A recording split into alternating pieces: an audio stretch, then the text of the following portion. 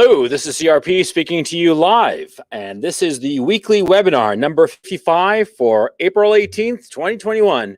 This is the State of the Union address that Joe Biden will not give. For those of you who aren't from the United States, the president usually gives a speech to the joint session of Congress every year called the State of the Union address. And this address is a broadcast throughout the country. It's a live event, usually in February. And so far, Joe Biden, who was inaugurated January 20th, well, he has not given the State of the Union address. He's supposed to give one by the end of this month of April. But I suspect that it's not going to happen. But before I get started, I just want to do, as usual, a quick sound check. Give me a +1 if you guys can hear me properly. You should be seeing, it says State of the Union on your screen, and you should be hearing my dual set tones as I speak to you now. I'm looking at the comments here, and it looks like you guys are hearing me. Great, fantastic. It's fantastic to know that you guys are hearing me. And, well, here's my ugly mug for those of you who are interested. Hello there. I am speaking to you live. I am a real human being. Yes, I am not a CGI device like Joe Biden might possibly be, as far as I'm concerned. I mean, like, come on. You guys heard about that story a few weeks ago? Man, hang on. Let me take off my sweatshirt. It's a little bit hot here. You guys might have heard that he was talking to some reporters, and just a weird incident happened with point of view and perspective, that it seemed as if his hand was going like over some microphones, and people were saying, that's CGI. That is, they green screened him. He's not really there. The fact that people actually believed this for a while, and I'll admit, when I saw the video at first, I was like, yeah, it could be. But then some other videos emerged from different points of view, and it became clear that, no, it was just a very weird accident. But see, something like that would never have occurred to me with, say, Donald Trump or Barack Obama or Bill Clinton or George W. Bush. It happens with Joe Biden because we all know that the man is senile. The man is just old and pathetic and decrepit. And he's a piece of shit. I personally think that he's probably a pedophile. But now the problem isn't so much as pedophilia. It's the problem that he is barely alive. I mean, it really is the weekend at Bernie's presidency. So anyway, what I was saying about the State of the Union address is that usually the president gives this State of the Union address. And as this name of the speech implies, he says more or less what's going on in the United States. And he gives his prescription to solve the future problems. And he presents his legislative agenda, if you will. That's what a lot of presidents have used the State of the Union address to do. Actually, offhand, I'm not quite sure if it's not a legal requirement. The president doesn't have to do it, but it's sort of like a tradition. But I'm not sure if it's actually inscribed in the Constitution or not. It's not really important. The point is that, see, it's funny that Joe Biden has been avoiding this giving his State of the Union address. So I'm going to give that State of the Union address, because there were a lot of questions. As you know, I asked a lot of I asked people what topics they would like me to discuss, and there are a lot of very interesting topics. I was surprised by the number of people who are interested in me talking about Ukraine. I'm going to talk about Ukraine in this broadcast when I cover the issues of foreign policy that are affecting the United States. At this time, I don't see a war coming, and I'm pretty certain about it. And I'll explain to you why. It's a very simple reason. It's the exchange rate. The exchange rate here in Ukraine is not moving. And that leads me to conclude that there isn't going to be any war. There's going to be a lot of posturing, but no actual war. But I'll get to that in a moment. The topics that you all gave me, the Ukrainian issue was number one. I mean, a lot of people asked me about that. I mean, or let me rephrase that. There were a couple of people who asked it, and they each got like 19, 20 upvotes each. And the other big topic was how to raise a daughter in these very, very difficult times. And, I'm going to do a video on that. I'm going to do a video on that, and I'm going to post it probably this week. Yeah, because I have some other topics that I have, but, that seemed to be a topic that a lot of people were interested in. And so I'll do a produced video about that. which I think would be yeah, entertaining for you and fun for me. And so, all good. So anyway, let me get started with today's topic, the State of the Union. I'm going to just, put myself out of the picture because, you guys don't need to see me. And so the State of the Union. So here's the first half of the outline of the show. I'm going to talk about economy, foreign affairs, and internal affairs. And so the first thing that we have to understand about the United States is that something that Americans sometimes often don't really like to realize, that the United States is in many ways the world's largest free trade area. Okay, and in a lot of ways, people go to the United States not for the culture or anything else, but to make money. It's a place to make money, to make your fortune, where you're free enough and you have enough opportunities that you can pretty much do whatever you want.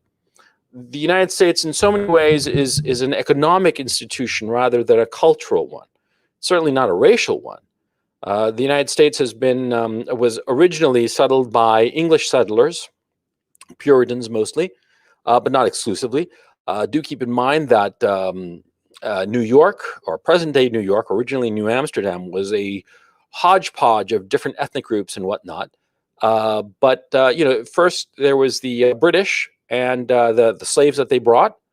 And then starting in the late 18th century, because of the decimation wrought by the Civil War, which killed so many men, the United States started importing a lot of people for two reasons. Number one, to make up for the lost men of the Civil War. And number two, because it needed a population to conquer this enormous continent. Because starting in 1865, there was this concerted effort to, fulfill manifest destiny. That is, the notion that the United States would stretch from the Atlantic Ocean to the Pacific Ocean. And so all of these European populations were imported, but all these European populations were radically different. There were Swedes, Italians, Irish, French, German, all kinds of different people. And they all settled in different places, and it became like this smorgasbord, right? This ethnic smorgasbord. People say, oh, they're all white. No, they're not all white. Or let me rephrase that. They are all white, but they are of radical different cultural backgrounds. And it created this blend of America, kind of in a very real sense, like without any culture, but all of them striving towards the same thing. And that same thing was to make a lot of money. The United States has always been an economic powerhouse because the more capable people from around the world would go to America to make their fortune, because they saw it as a place where they could be free from the social constraints of their old country, wheresoever that old country might happen to be. They could go to the United States, they could be free, make a shit ton of money, and live the life that they wanted to. And that's what people wanted. That's what America is. And the economy is the base of the American project.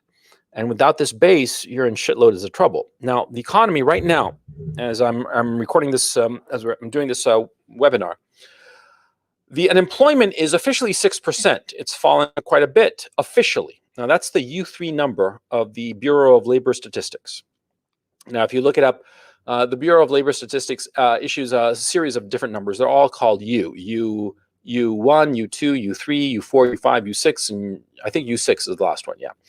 And they represent different conditions. Like, for instance, U6 is those who are employed, but also part-time employment, that sort of thing. I mean, there are different numbers for different reasons, but U3 is the typical number for unemployment, and it's officially at 6%. However, Jerome Powell, who is, as you may know, the chairman of the Federal Reserve Bank, it's the central bank of the United States. He's the chairman of it. He is a very, very big deal. He believes, and he said in Congress last week, that unemployment, real unemployment, is closer to 10%. He thinks that it's just shy of 10%.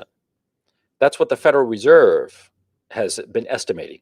And, they have a whole office building full of PhDs in economics, okay? Economics and statistics. So if he thinks that it's closer to 10%, you better fucking believe that he's right. Now, Shadow Stats, which is an outfit run by John Williams, I highly recommend it if you're interested in getting accurate data. Or if not necessarily accurate data, but a different view on the data. Shadow Stats is of the opinion that unemployment is closer to 25%. And the reason John Williams over at Shadow Stats says that is because starting in 1994, the Bureau of Labor Statistics started discounting people who were unemployed for over, I believe it was 18 months.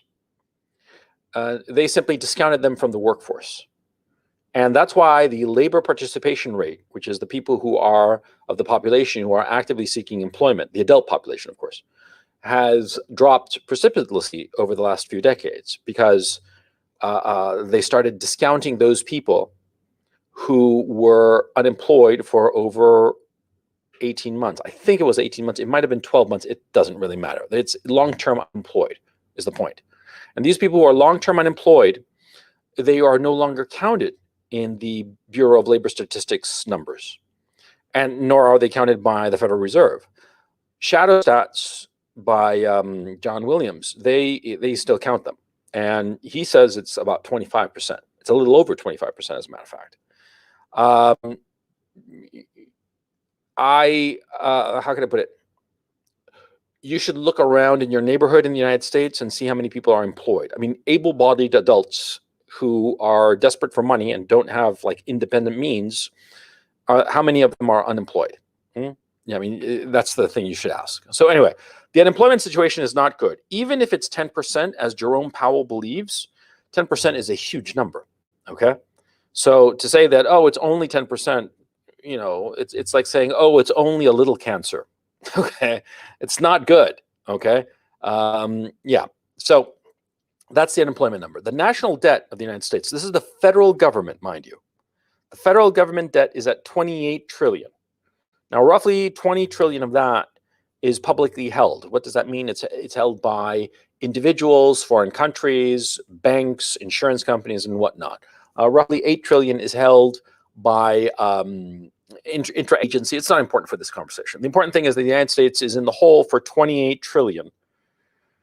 That's the total debt of the United States. Now, what's very important about that debt, okay, is not so much the debt itself, but the interest. The interest is what kills you. They always teach you that, right?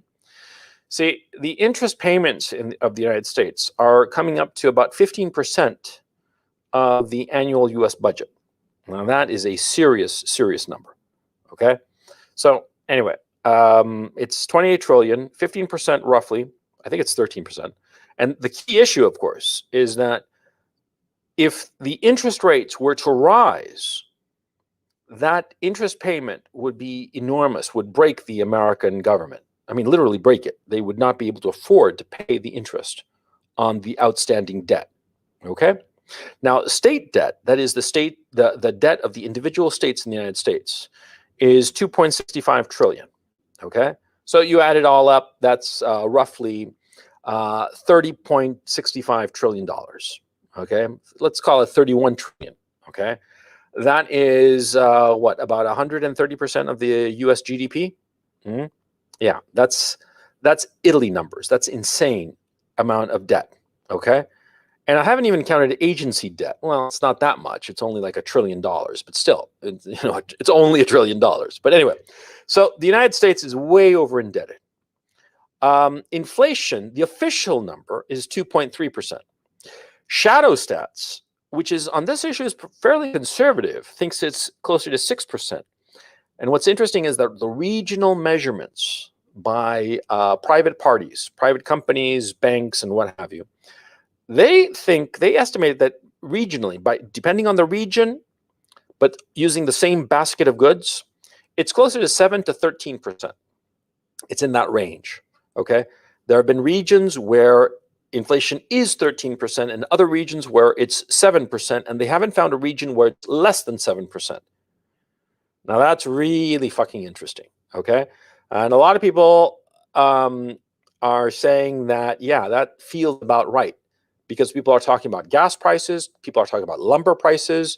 There's also an issue of food prices. People who shop regularly for food have been noticing it. Yeah, the inflation is on the rise, okay? So the economy in the United States is not doing too well because basically from just these numbers, you have a problem of over-indebtedness, you have a problem of inflation, that's rearing its head, and quite erratically, and you have large unemployment.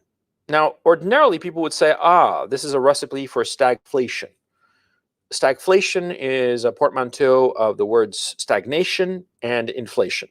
And it's the notion that an economy is in a situation whereby the people are not working, there's a lot of unemployment, and at the same time prices are rising because commodity prices are going up. There's enough economic activity to bring up inflation, but not so much activity that it soaks up the unemployment. Okay? And in such a situation, the only way to stop stagflation is to actually tighten interest rates rather drastically to spark a recession, wipe out, bankrupt a lot of the stagnant businesses, and slowly get out of it, slowly get out of this inflationary hole with a stronger currency. But the problem is that that measure, which was implemented in 1980 through 82 by Paul Volcker when he was chairman of the Federal Reserve Board, it can't be implemented now because the American economy, it's not only that it's too fragile, it's that if interest rates rise, it would bankrupt too many people, including the federal government, let alone the states. See, they can't raise interest rates.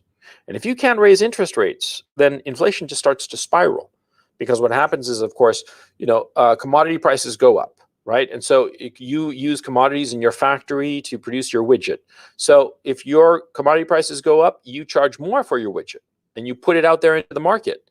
And the people, what do? Well, they have to pay more for your widget. And so they turn around and try to get more money somewhere, and they demand more money from their employer. And the employer might say, okay, acquiesce.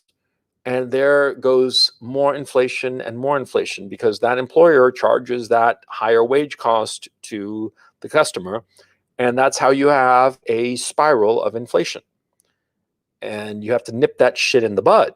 But they're not going to be able to, because the only way to nip that thing is to hike interest rates, to make money more expensive, to cool down the economy, to essentially deliberately cause a recession so as to cool down the economy and nip the inflationary spiral. But they can't do that. Okay, so that's the conditions we have right now. This is, to those of you who might not understand this, okay, who your eyes glaze over when I talk about this shit. Imagine it's like this really big bonfire with a whole bunch of logs and kindling, and it's been doused in gasoline. Okay, now there's nobody around with a match, right? But it's just a matter of time. I mean, shit, it could be like a lightning strike will set it off. And so you see the problem? See, it's created these conditions whereby the dollar might explode, as I did in a video a couple of days ago with hyperinflation, and the whole economy goes up in flames. Okay, because if the dollar breaks and goes into very high inflation or hyperinflation, then the whole economy collapses. Okay, it collapses because what happens is that as prices just go out of sight, people start selling everything that they have in order to get cash to buy food, to buy basic necessities. Okay, companies start to shut down because they have goods that they cannot pay the suppliers for the raw materials, and they cannot charge their customers because of hyperinflation. So everything starts to shut down as the currency spirals out of control. That's the problem with hyperinflation. Okay, I mean, this is serious shit. No fucking around. And right now, the economy, in terms of the basic conditions, it's just ready to blow. Okay, so yeah, that's where we're at insofar as the economy. This is a bad place to be. You're over indebted. Inflation is on the rise. You cannot afford higher interest rates, and you got a shit ton of people who are unemployed. And we're still, because of COVID, a lot of people don't want to be employed. They want to sit on their asses because they've gotten used to it. Because the government is shipping money to them, with stimulus checks and whatnot. So a lot of people are like, fuck it, I'm not going to work. Why would I bother? I'm going to get a stimulus check. I'll muddle through somehow. I'm not going to pay the rent because of COVID, they passed laws where, you can't get evicted. And so it's a lot of people are taking advantage of it because it's human nature. Okay, it's not because they're evil. It's not because they're lazy bums. It's because of human nature. Okay, if somebody's giving you free money and they're not kicking you out of your apartment that you haven't paid for in months, well, what are you going to do? You're going to keep on doing it, right? Because that's how people are, you know. So anyway, that's where the economy is. It sucks. It's like I said, a bonfire doused in gasoline, waiting for a match, and everybody's fucking terrified. And so far as the stock market is concerned, that it's going higher and higher, that doesn't mean anything, because what's going on is that the Federal Reserve is goosing the stock market. Imagine this: you are a cancer patient, right, and you have terminal cancer, and the doctor loads you up on morphine. Do you feel good? Fuck yeah! You're stoned as stoned as fuck on morphine, which is fantastic. I've been stoned on morphine. I had kidney stones when I was 21. I took morphine, like the really good kind, right? The pharmaceutical kind. Holy shit, that was the cleanest, best high I've ever had, man. Yeah. But it just masks the symptoms. That's the whole point of morphine. That's basically what's been going on with the stock market. It's going up and up and up, but it's just masking the problems. Okay, it's unreal, and it benefits rich people, but it doesn't benefit the common man, the majority of the population. Okay, so that's the economy. In other words, it's in serious trouble. Now, foreign affairs. In foreign affairs, the United States has essentially two countries that are major challenges for it, and one region that's a major challenge for it. The two countries are China and Russia, and the region that's a challenge for it is the Middle East. Now, what's going on with China? Well, China is reasserting itself. China has self-consciously decided that they are going to be the #1 power in the world. And they have made up their minds. The Communist Party of China has just decided that, fuck yeah, we're going to be, China #1, and US #2. On a purchasing power parity scale, the Chinese economy is already larger than the American. Okay, on a nominal basis, no, it's about 2/3, I think, at this point. It doesn't really matter. On a nominal basis, it will eventually outstrip the American economy. Okay, now the Chinese they see themselves as a future great power, and they see that themselves self-consciously as emerging from the ashes of Mao and the Cultural Revolution and the Civil War and the whole period of the 20th century and the 19th century. Because do keep in mind, China has always been a great power. Yeah, because it's always been the largest country in the world. And they were a great power, a great empire for the longest time. And the times that they were conquered, like for instance by the Mongols, well, the Mongols conquered the Chinese, but the Chinese essentially co-opted the Mongols and created out of them the Yuan dynasty and continued on. Chinese civilization is incredibly robust, and they have been an empire throughout most of their history. The last 2 centuries, the 19th and 20th century, that's an aberration. And the Chinese Communist Party feels that they are finally making good on what China ought to be, which is a great power. They have a navy that currently has more ships than the United States, although it has a lot less tonnage. They don't have any nuclear aircraft carriers, which are exceedingly important in the American defense strategy, because those aircraft carriers project enormous power, in a very short order. I mean, you can get one ship to go to the other side of the world, one carrier task group to go to the other side of the world in just a couple of weeks. And all of a sudden you have essentially a floating military base with, 100 aircraft that are exceedingly deadly, and you can project power internationally, and within just a few days. Okay, because the United States has 13 carrier battle groups scattered around the world. So the United States has enormous military resources, but the Chinese are reasserting themselves, and they want that. They want to. The Communist Party and Chairman Xi very much wants to show the Chinese people and themselves that they were the one who brought back the glory of China.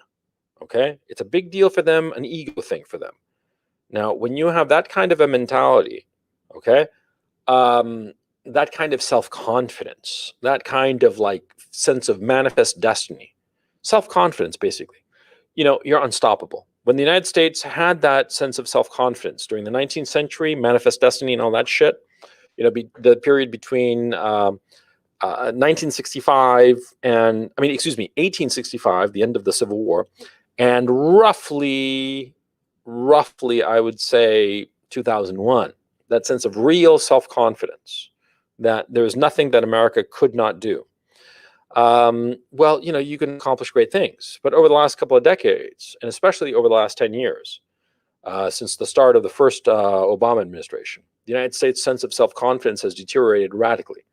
And it's because of different things that I'll get into in just a moment. But the point, the Chinese feel that it's their time, that the wave of history is on their side, that they're surfing this wave to a very high mark, okay? And what they are, their principal concern is Taiwan. And people in the United States, and a lot of people in the foreign policy establishment do not understand this, that the United States, that China, the obsession that China has is Taiwan. In the first conversations between the United States and China in the 1970s, when they were doing the effort at rapprochement, right? And they were paving the way for Nixon's trip to China, which was a big deal. See, the first thing that the Chinese said was they wanted the United States to cut ties with Taiwan, diplomatic ties, and take them off the United Nations. And it was their price for rapprochement, okay? And the United States decided that China is a nuclear power, the largest country in the world. And so therefore, what they were going to do is they were going to sell out the Taiwanese and humor the Chinese, because for the Chinese, the loss of Taiwan is they can't get over it. Okay, it's like there's nothing equivalent for the United States, but imagine if, just say for the sake of argument, that Florida became like an independent country. Okay, and its government and its people were antagonistic to the rest of the country. Okay, and the rest of the country wanted to capture Florida, but it couldn't because geography, military, and also Florida has big allies with other countries. I mean, it would drive the rest of the United States nuts, right? That's the exact problem. See, Taiwan, for those of you who don't know, was where during the Chinese Civil War that ended in 1949, well, the losers, who were the nationalists, the Kuomintang and Chiang Kai-shek, led by Chiang Kai-shek, they moved to Taiwan. They retreated to Taiwan. And all of the people who were against the communists, who were persecuted by communists, went to Taiwan. And Taiwan has become a powerhouse, economically speaking. And militarily, they're not pushovers. A lot of people sort of like discount the Taiwanese, but the Taiwanese know that China wants to conquer them, militarily conquer them, invade them, okay? In fact, the Chinese, in some city of theirs, they have actually built a full-scale replica of the Taiwanese presidential palace, and they carry out exercises in this full-scale replica, military exercises of how they would conquer it, okay? I mean, that's how much they want Taiwan, okay? It's an ego thing for them, okay? And especially now that the Chinese economy is so powerful, it's a big deal for them. Now, why does this matter? Well, see, Taiwan in and of itself, I mean, who gives a shit? It's just an island out in the China Sea. Who gives a fuck? But the problem is that the global economy depends on Taiwan to an inordinate extent because they manufacture semiconductor chips, and many of the most important ones, many of the most basic ones, okay, for the little everyday appliances, okay?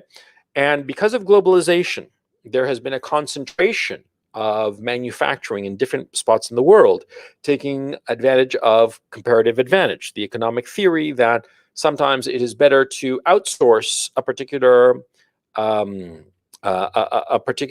piece of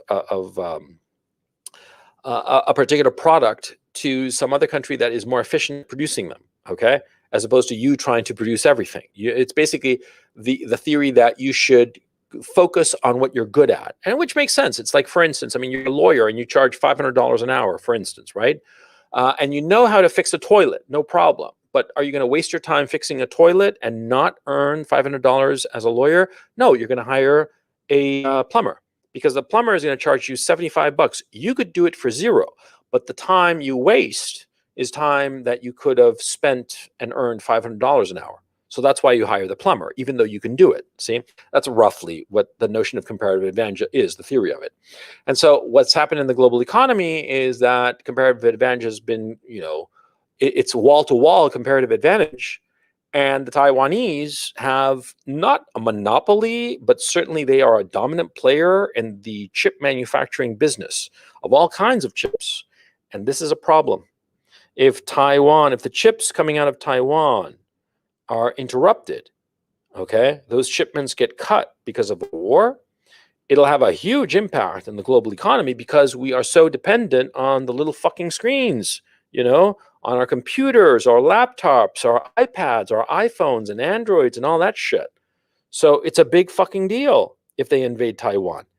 God knows what could happen, but the Chinese, they want it so bad. Now, and they also, they want some trivial islands and the oceans off the coast of Japan.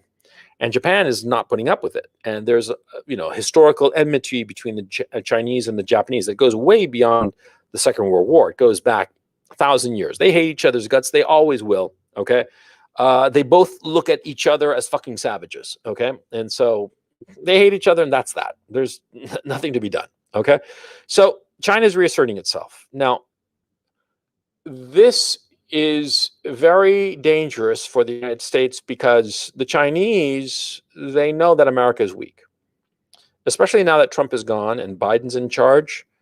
A few weeks ago, the Chinese emissaries met with American emissaries from the State Department in Alaska, and the Chinese basically bitch slapped them in their home turf. I mean, it was really fucking embarrassing. I mean, just like bitch slapped them around, man. I mean, if that had been like how like a man treats his wife, the guy would have been charged for spousal abuse. I mean, that kind of a bitch slapping, that's what it was. It was like the worst, to add insult to injury. It was on American home turf. And the impotence of the State Department guy and the Secretary of State, his name slips my mind right now. He looked like a fucking bitch ass pussy, like a fucking loser cunt. I mean, like a cum chugger to the 10th degree, for crying out loud. Okay. So the Chinese, they got the Biden-Harris administration pegged. They see them as weaklings. Okay. And this is a problem because they're not scared of the United States, not under the Harris or Biden-Harris administration. And so that means if they view the United States, Taiwan's principal ally, as weak, they might decide to pull the trigger and take over Taiwan, at an opportune moment. And maybe they create that opportune moment. You know what I'm saying? So this is very, very dangerous. Now, Russia, on the other hand, and a lot of people asked about Russia and Ukraine and all that shit, and I'm going to talk about it right now. Now, Russia is being needlessly provoked by the U.S. via Ukraine, right? Because the Americans created the 2014 color revolution in Ukraine that overthrew Poroshenko and all that shit, right? And now the president of Ukraine is a fucking clown. Literally, he's a comedian. I'm not kidding. He's an actual comedian. He used to be a comedian on TV.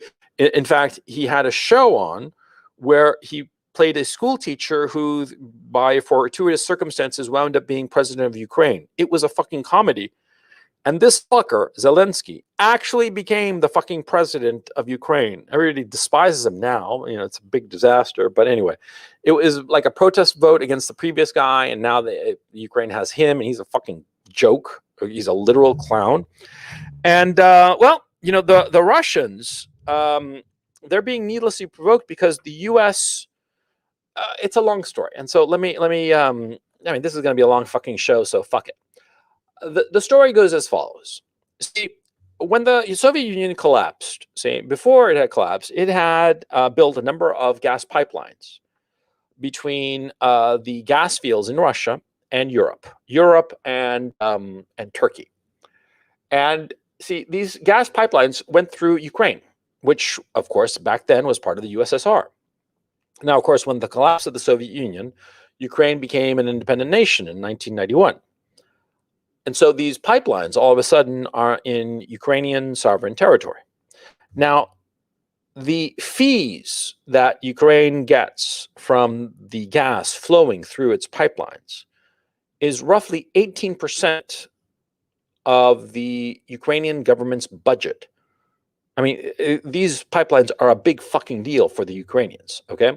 And when the Ukrainians, don't have the money to pay for gas because people need gas for the winter because it's fucking cold, it's fucking Ukraine, right? Well, sometimes they'll play games. The Ukrainians will play games with Russia and the pipeline, right? Now, it affects Russia and it pisses them off, but it also affects Europe.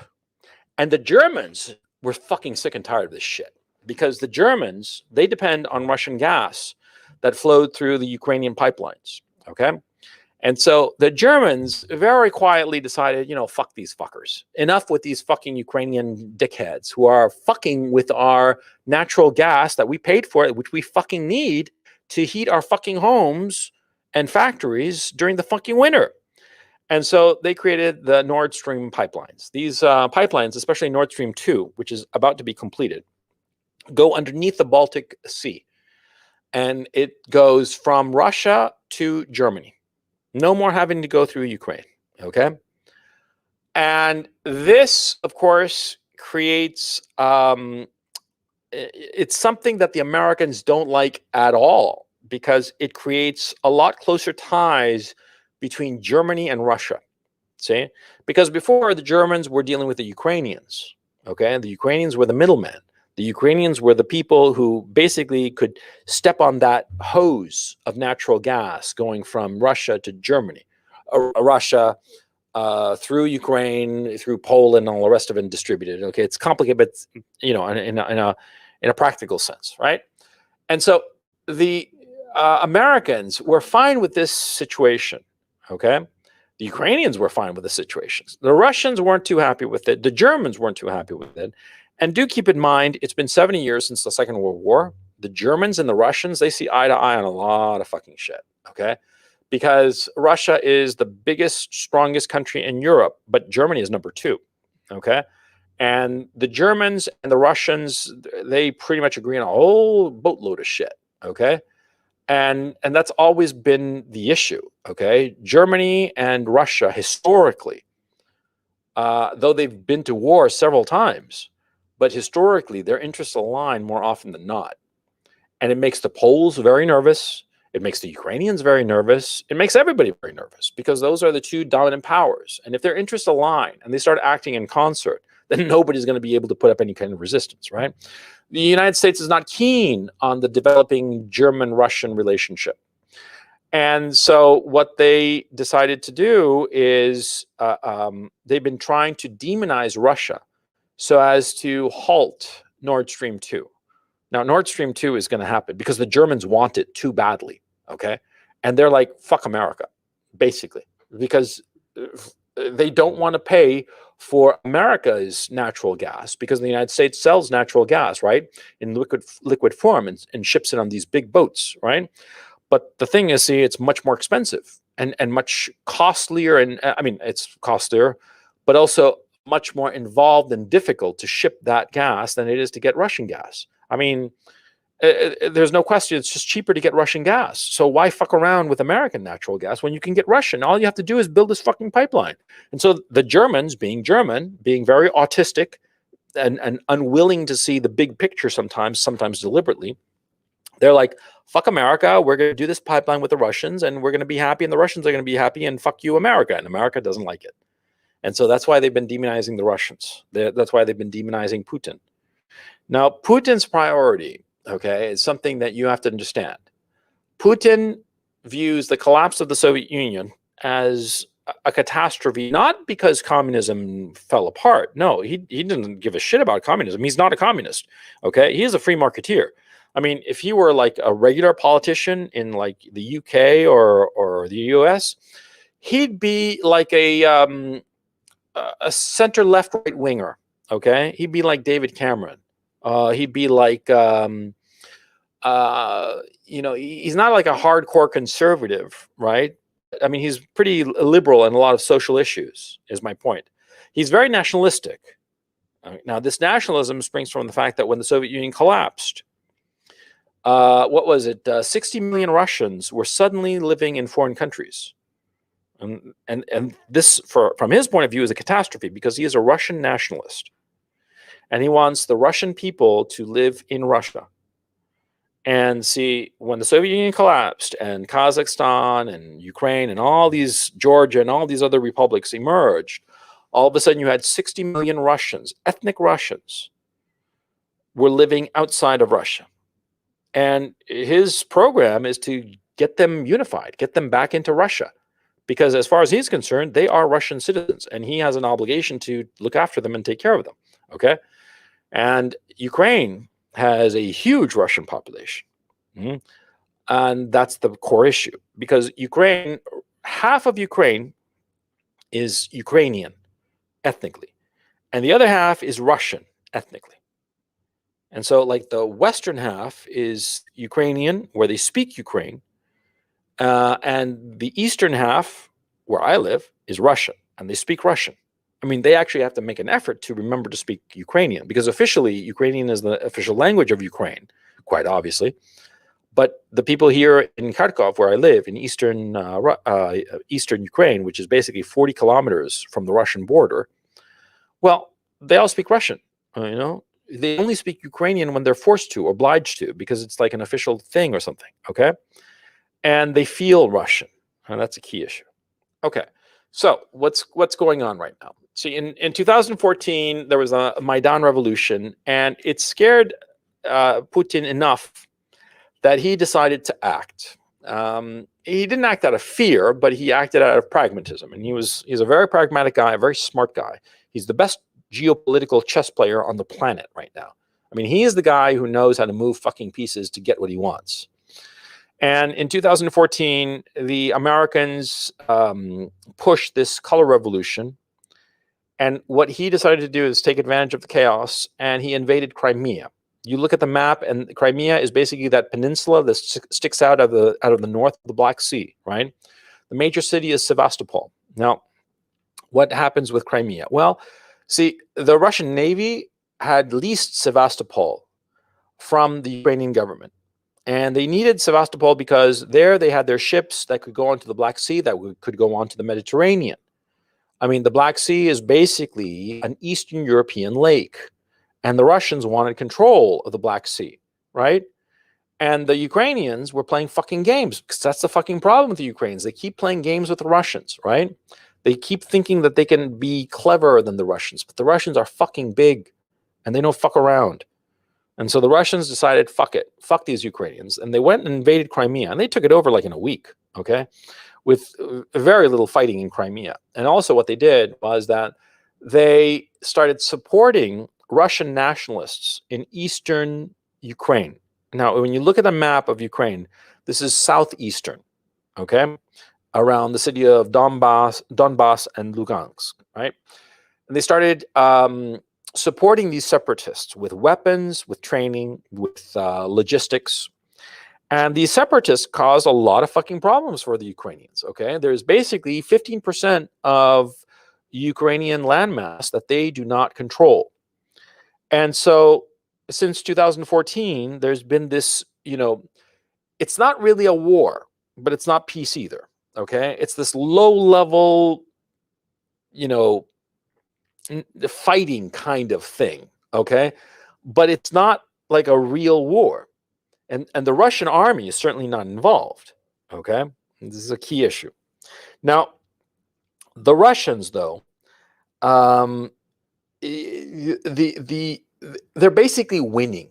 That's the key issue. And so the Biden administration, they came in and they started putting sanctions on Russia, going apeshit over Russia, because not only do they not like this German-Russian alliance, they also want to basically foment a war, because there are a lot of economic interests, because the Ukrainians have hoarded themselves out to a lot of the deep state players in the United States. And, Hunter Biden situation, where he was on the board of Burisma, the Ukrainian energy company, what the fuck do you think that was? He was getting paid like $5 million a year or some shit like that. Yeah. To do what? To do nothing. Okay. He was being paid off so that Joe Biden would support the Ukrainians. I'm more to the point, make of Russia the enemy.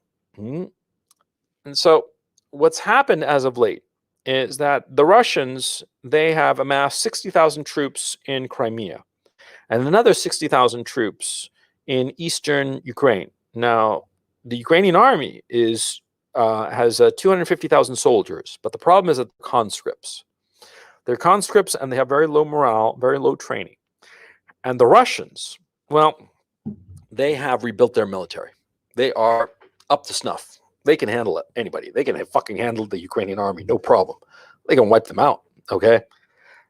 And everybody pretty much knows it, okay? If push comes to shove, the Russians could probably invade Ukraine and roll up the whole fucking country up until the Dnieper River. I mean, just take over the eastern half of it. Because if you look at a map of Ukraine, and I suggest you do, it's this weird kind of like sort of triangle-ish shaped country with the Dnieper River. It's Dnieper. The Dnieper River splits it from north to south, right? And at the very top of Ukraine, where the Dnieper River starts, that's where Kiev is located, right? Now, this river is really fucking wide. It's a natural barrier, okay? And it would be no trick at all for the Russians to roll in and take over half the country. There would be no trick for them at all. And they've basically been hinting at that, right? And that's why the Biden administration is going apeshit. But the reason that the Russians have been doing this is because the Biden administration and the Ukrainians have been provoking them. Specifically, in March, the Ukrainian government essentially said that its priority was to recapture Crimea. It was, in essence, though not in fact, a declaration of war against Russia, because they were saying, look, our priority is to recapture Crimea. And so basically, you know, and why did Zelensky's government issue this decree? Well, it was at the instigation of the Biden administration, because the Biden administration wants to start a war, because a war with Russia would solve all kinds of problems, okay? Because it would mean a lot of money for defense contractors. It would create an enemy, you know, and it's a known enemy, because, you know, it's like the good old days when the USSR was around. A clear enemy. They're evil. They're bad. They're the fucking Russians. Let's kill them, right? But the problem is that the Russians, they can take on the Americans. And in fact, they could wipe them out. Yeah. Because the Russians are more motivated and they're better led. Simple as that. Okay? And the Ukrainian army is 250,000 men, right? Paradoxically, that very large army would be an impediment to the United States, because it would basically get in their way. And so they would not be able to engage with the Russians. And the key issue, of course, there is no strategic interest that the United States has with Ukraine. Okay?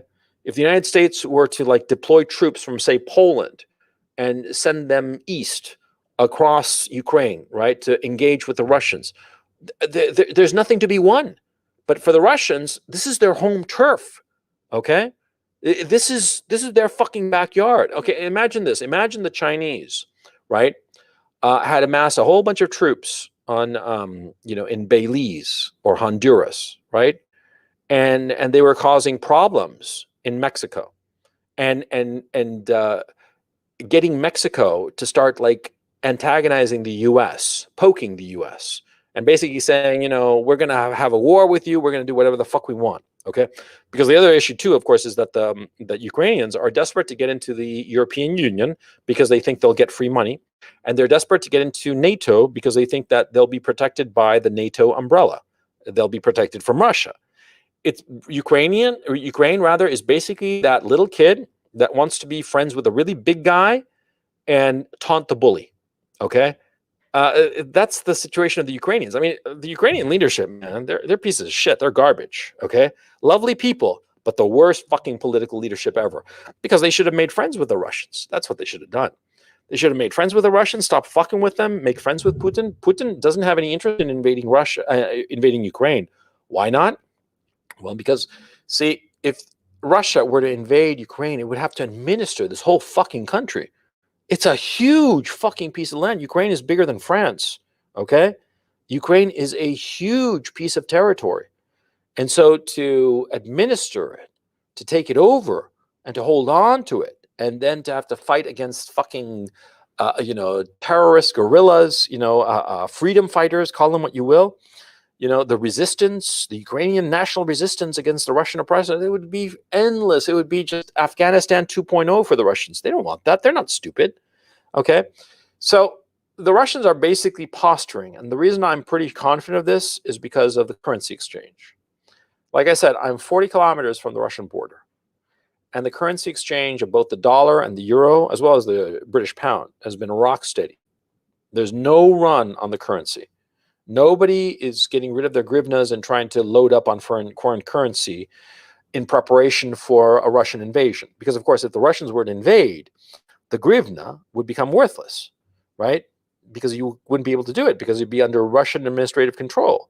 And so what would happen is that people would resort to the dollar or the euro, to a lesser extent to the British pound, as a medium of exchange. So you'd think if people thought that there's going to be an actual war, people would be dumping their grivnas and buying euros and dollars, but they're not, because the currency is just, like I said, the currency exchange rate is rock steady. It fluctuates normally every day, a little bit up, a little bit down, but it's steady, okay? There are no like 15, 20, 25, 30% drops in a day. None of that shit's going on, okay? So that leads me to conclude that the people in Ukraine know that this is all posturing and nothing's going to happen, okay?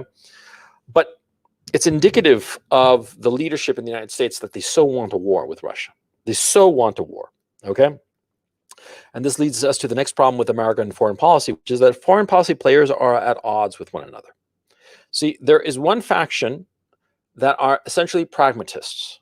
A lot of what Donald Trump was doing was very pragmatic. He was looking at national interest, and he didn't give a shit about anything else, just national interest. Is this good for America or bad?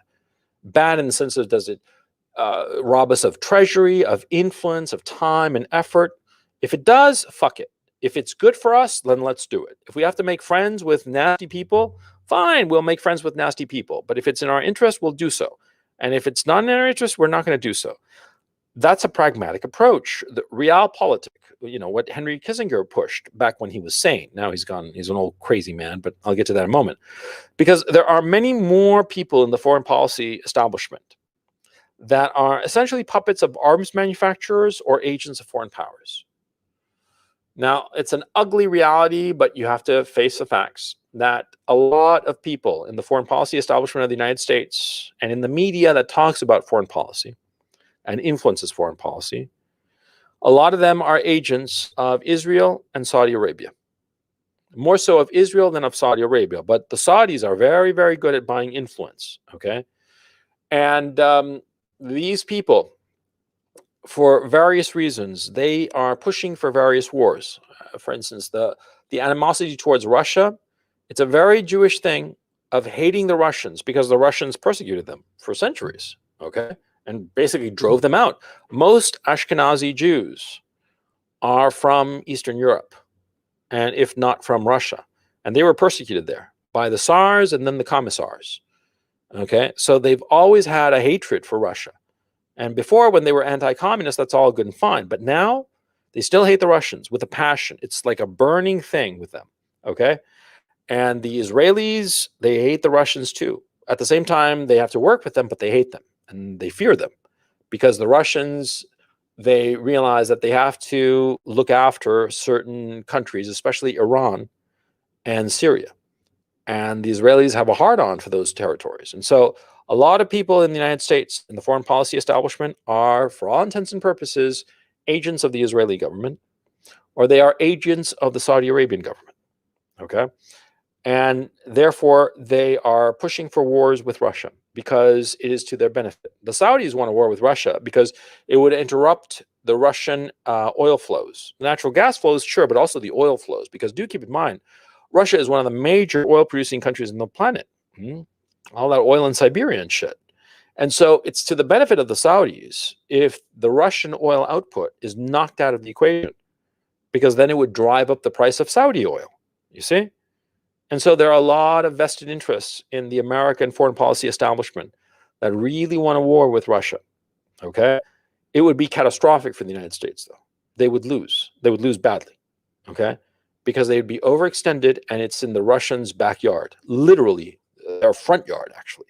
okay, they would wipe them out. If the United States went to war, if the United States put a carrier group in the Black Sea, the Russians would wipe it out within the week. Because there are two issues with the Russians. See, it's not merely that they've got the manpower, and it's not merely that they've got the technology, which they do. Those hypersonic weapons and whatnot, that was developed by the Russians. The United States is playing catch up with that shit. Huh? The thing is, see, the Russians have something that the Americans do not have, and that is will. Putin is a very, very clever customer. He is, like I said before, the best geopolitical chess player on the planet, the best player alive, and probably the best one in quite a number of decades. Okay, he knows how to play the game. When he goes to war, it's always fast, clean, clear objectives. He knows how to go to war. He's gone to war before. In Georgia, he was in and out in a week and wiped out the opposition, defanged the country, and pacified it. He knows what he's doing. When he took over Crimea, same thing. Fast, clean, a clear victory. Okay. And so he could strut around and say, hey, I fucking won, because he did. Okay. He knows how to win, and he knows how to use the power of his opponents against them. Okay.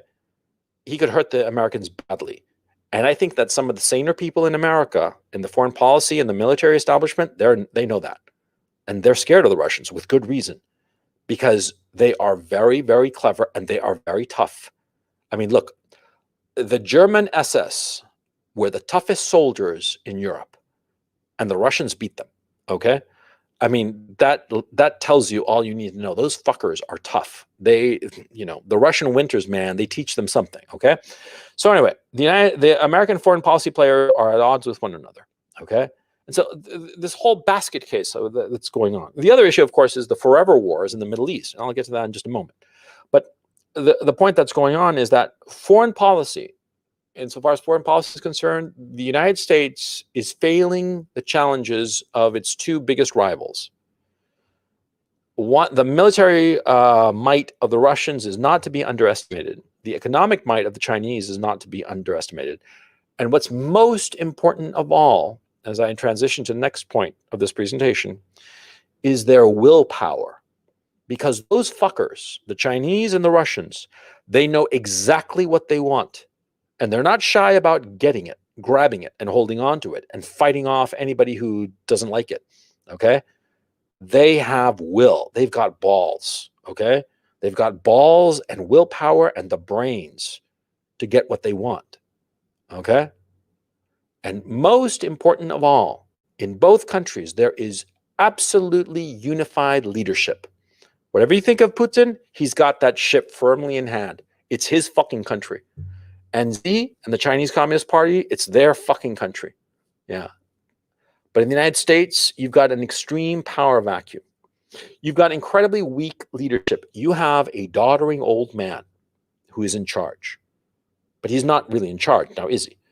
And so everybody realizes that behind the scenes, there are a whole bunch of factions fighting it out. And we're not going to know for decades, really, or at least years, what those factions are, who's who, and who's on whose side, and how they're fighting it out, but they are. And what does that denote? A weak leadership, because there isn't one man who's really in charge. Whatever you thought of Trump, I thought he was an incompetent idiot, right? But at least he was in charge, right? And the things that mattered to him, he had a clear line. You know where the fuck he was going, right? Insofar as China is concerned, you knew his line. It was very, very clear. But with the Biden administration, nobody knows. And the Harris administration, when it comes, which I think is going to be around the 4th of July, if not sooner, well, the Harris administration, same thing, because she's weak. She doesn't know what the fuck she's doing. You can tell. You can tell that she has no fucking clue about anything. She's a fucking idiot, okay? I mean, she is a fucking retard, okay? And so nobody knows who is the real leader. And in fact, the issue is there is no real leader. There are a bunch of factions behind the scenes fighting one another. And the decisions, therefore, that emerge, they lack any kind of coherence or any kind of consistency. Because in one battle, one faction is winning, the other battle, the other faction wins, right? I mean, I've heard that there are basically three factions, right? The faction number one is the Joe Biden family centered around Joe Biden's wife. What's her name? Karen. not Karen, I forget her name right now, but around her, and all they care about is continuing the grift and not get prosecuted. That's what they're really worried about. And also they want to do some bullshit feminism, leftoid crap, right? Fuck that, right? Then there's the Obama group. Obama is a serious player. I mean, the guy is trying to have a third term and use Joe Biden as the finger puppet. Okay, Biden and then Harris, when she becomes president, as the finger puppet, as he is the real president. That's what he wants. That's how he envisions himself. Okay. And then there are the left wingers. I mean, they're hardcore left wingers. And the Obama administration, or the Obama people behind the scenes, they think that they can handle the left wingers. They are fooling themselves into thinking that they can manage them. But these left wingers are fucking nuts. And it's not just AOC and Ilhan Omar and all that fucking crowd. What's it called? The squad? No, it's more than that. They're the Chakrabarti guy who ran the AOC campaign, a bunch of other, underlings, right? A lot of these fucking people, right? They are hardcore leftists. These fuckers are fucking communists, right? No fucking around. And the Obama people like Samantha Powers, Cass Sunstein, that whole crowd, they think that they can handle them. They think wrong. They can't, okay? Because these fuckers are communists. They're hardcore communists. And they are resentful fucks. And so right now, that's the slugfest going on. That's the word I'm getting at any rate, okay? It could be other factions that I'm not aware of, but that's not the point. The point is, see, there is weak leadership because these different factions, they're all fighting one another. And so like in any factional contest, right? One decision will be won by one group, another decision by another group, right? But these two decisions, they are not consistent with one another because they came from different factions. And therefore, there is no coherence. There's no clear strategic vision. Weak leadership. On the other hand, you have weak opposition because the fucking Republicans, right? You got the corporatist Republicans. I mean, they're basically, bend over and let themselves get ass fucked by corporations, right? Then there are the Republicans who are basically, they are ashamed of being conservative and really want to be like left-wingers and try to appease the left wing. And then there are the hardcore conservatives, right? I mean, Tucker Carlson types. Like, from Tucker Carlson all the way to the far right. And there are different factions among those, of course, right? And all these fucking people, they have different views for what America ought to be. You got some guys who are like retard traditionalists who want to go back to like the 1950s. It's not going to happen, right? They're not living in the present. They don't want to deal with the shit that's going on today. And so you got these different, these different factions in the Republican Party that they're all fighting one another. Mm-hmm. And so there's no coherent, unified opposition. Weak leadership and weak opposition. What's that? That's a power vacuum. And a power vacuum is one of the most dangerous things that can ever befall a nation. Because, see, what's going on is that because of this power vacuum, a lot of bureaucrats are able to taste power because of COVID, because of this power vacuum. And they are inflicting this power on the people. And there's nobody higher up on the food chain to stop them. Of course not, because there's a power vacuum in the people in power, in leadership, and a power vacuum in the opposition, because it's all broken up. All these different factions fighting one another. No clear line. There's not one man or one vision, okay? Because it could be that there are multiple men, but one clear vision, okay? So don't think that you have to have one man and then you have real leadership. Sometimes, lots of times, you have several men who are leading, but they all have the same vision. And so they all more or less go in the same direction, okay? But what's going on now is that both on the left and the right, it's all fragmented. There are civil wars going on both sides. There's a power vacuum, okay? And so bureaucrats are taking over. Fauci is the epitome of this.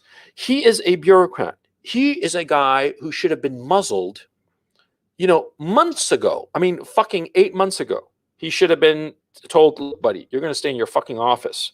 And you're going to work this whole problem, sure, but you're going to stay in your fucking office.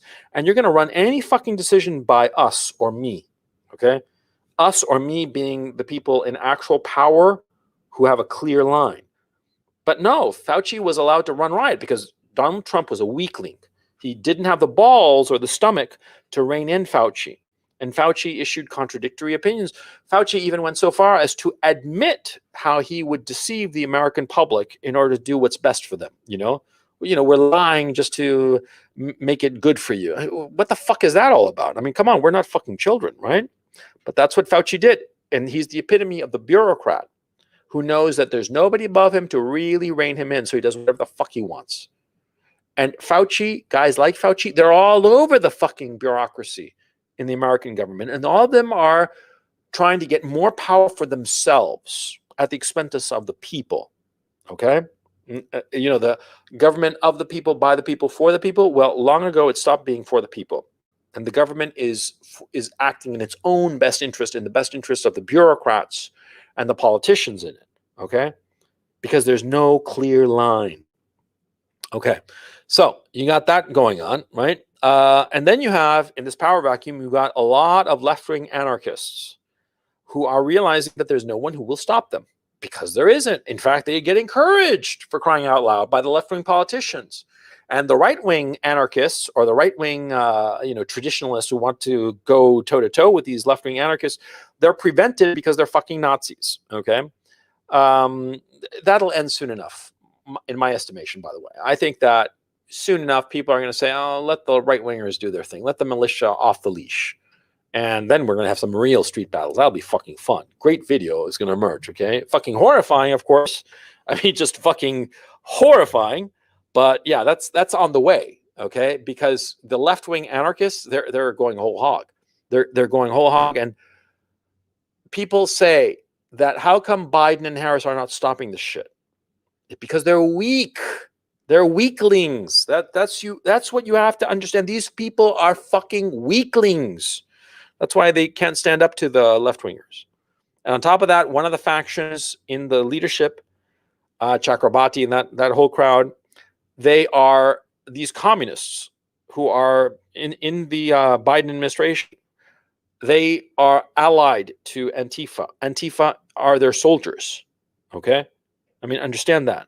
This is the level of politics going on, where you have a political faction that has street thugs. And of course, Antifa is deliberately decentralized, precisely so that these communists don't leave any fingerprints. But this is what's going on. This is what's going on in America. And if I'm telling you this shit, you know that the Chinese and the Russians know this. You know that the Europeans know this. They're not fucking stupid, okay?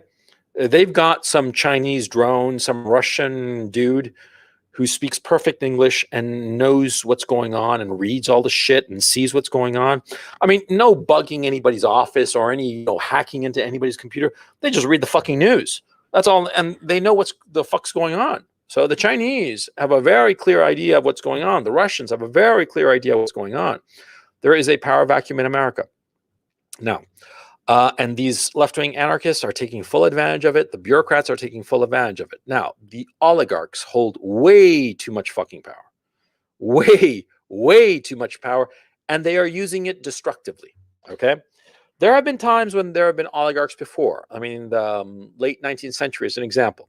But see, these oligarchs, most of them, rose from poverty.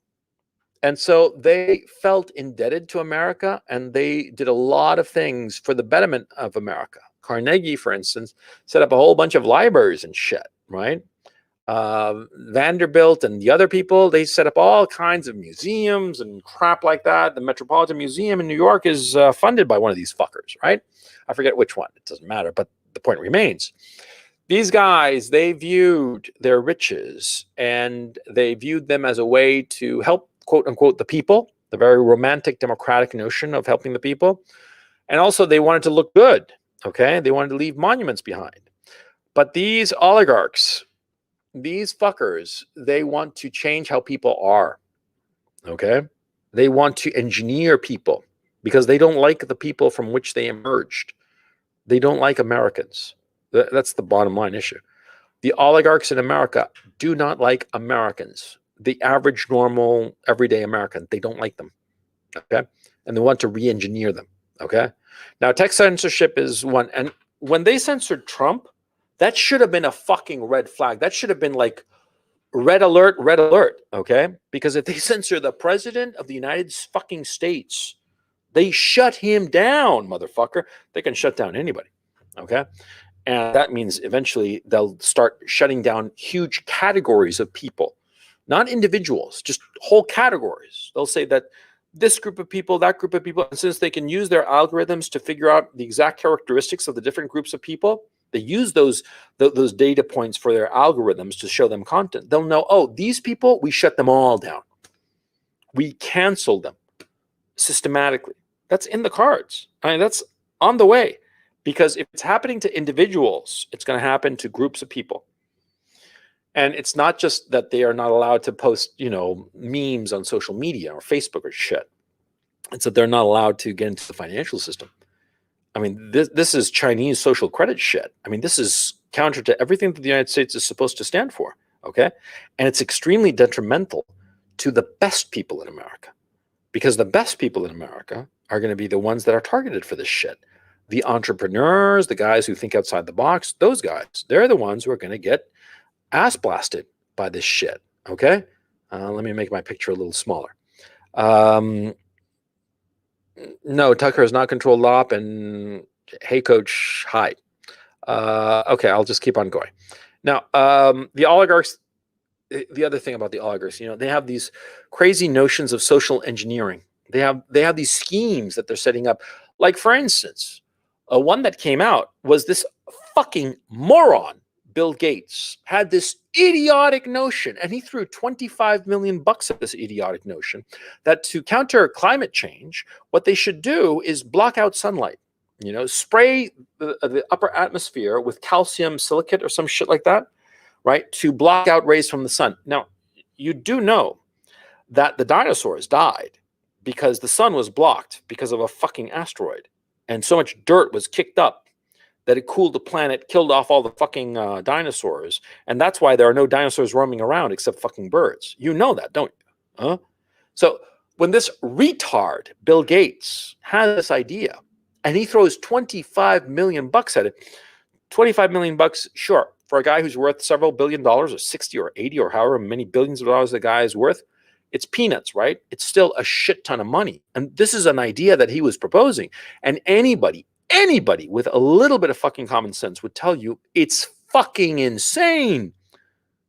Because you want to say that climate change is happening, it's bad, fine. Global warming is bad, fine. That remains to be seen, by the way. Global warming would mean that there would be more arable land. That's something that the climate change people never talk about, okay? But anyway, the idea of seeding the atmosphere so as to block out sunlight. And they are actually planning on doing this until there was such an uproar that they canceled it. What does that tell you? And this is one of the things that is heard about, okay? What about all the other shit that they've been doing that we haven't heard about, huh? All the other crazy schemes. And that's the problem. These oligarchs, they have all these crazy social engineering schemes, and they've got the money to do it. Because here's the horrible fact of the matter is, this concentration of wealth is essentially creating a de facto feudal society. You look at shit like OnlyFans. You look at the thing of sugar babies, for instance, right? Of these girls who sell their bodies, their images for money. And then these women who go on these websites and find rich guys who will fuck them and give them an allowance, right? What's going on? These women are selling themselves. They're becoming chattel. And in a very real sense, it's just a symptom of how our whole society is going feudal, where you have these very rich and powerful individuals and like a whole coterie, a whole pyramid below them of advisors and lawyers and this and that, money managers, a whole pyramid going down of all these other people who service them in figuratively and literally, okay? All these people like little nations, like little feudal societies. And national borders mean nothing to these people, right? They've got their agents in every country in the world, or all the countries that they matter to them at any rate, right?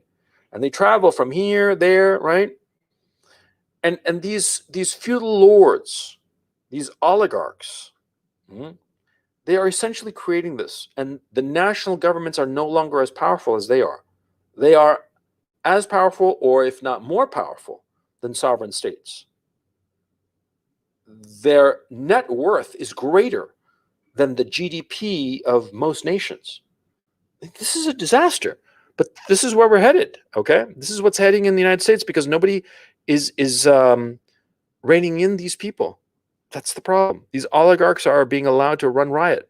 Okay, so anyway, you got that problem. Then the U.S. military.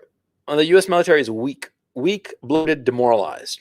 Oh, and I forgot to put there in the oligarchs. They've got all this propaganda shit going on with all the propaganda outlets. I mean, the Washington Post, for instance, is bought and paid for and owned by Jeff Bezos, who's the owner of Amazon. He's the richest man on the planet. It's a propaganda arm, okay? The Washington Post is the most prestigious newspaper in the United States, or the second most, depending on how you look at it. And it's a propaganda arm for the richest man on the planet. That's fucking feudalism, for crying out loud. Anyway, the U.S. military is weak. It's weak, it's bloated, it's demoralized, okay? And every stat that you look at shows this, okay? It's bloated. It's, you got 44 four-star generals right now. That's more than any other time in U.S. military history.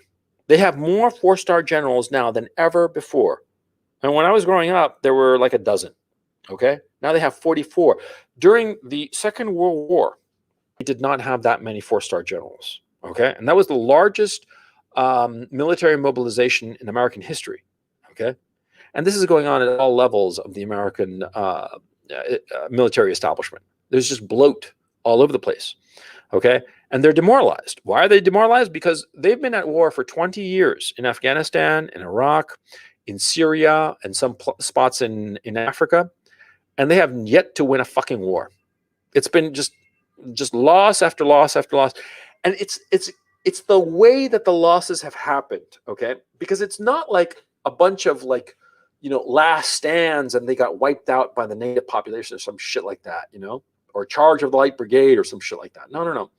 It's that they went into these countries and they brought in all of this fucking gear. I mean, the American logistics effort was huge. I mean, disproportionate. They basically set up a little bit of America in these shithole countries, right? And they brought in all this logistics gear, all these supplies, all this shit. They used none of the local stuff, right? It was all imported. It was like, containers and containers full of crap from America, right? And they set up their little country and they fenced it all in and they just held the position, right? And outside its walls, I mean, like the fucking green zone in Baghdad, in Iraq, right? The green zone is like the fortified area where the Americans live. The Americans, contractors, and the American military people, and all the rest of it, right? And it's basically a walled-off city within the city. And the American embassy in Baghdad, the largest embassy in the world, it's like a fucking bunker. It's like Hitler's bunker. I mean, that fucking thing is impregnable, right? It's a huge fucking thing. And to what? What's the purpose of it? See? And they lost. See the demoralization of having brought in all that crap and you lose. And you know you're losing. And you know that the reason you're losing is precisely because you brought in all this shit. And you didn't actually engage. You didn't even define the fucking enemy, You just came here with all the crap and just planted yourself and just wasted money. Wasted money, time, resources. And every once in a while, some American soldier would get shot and killed by some sniper or whatever the fuck, right? Or some IED or whatever the fuck, right?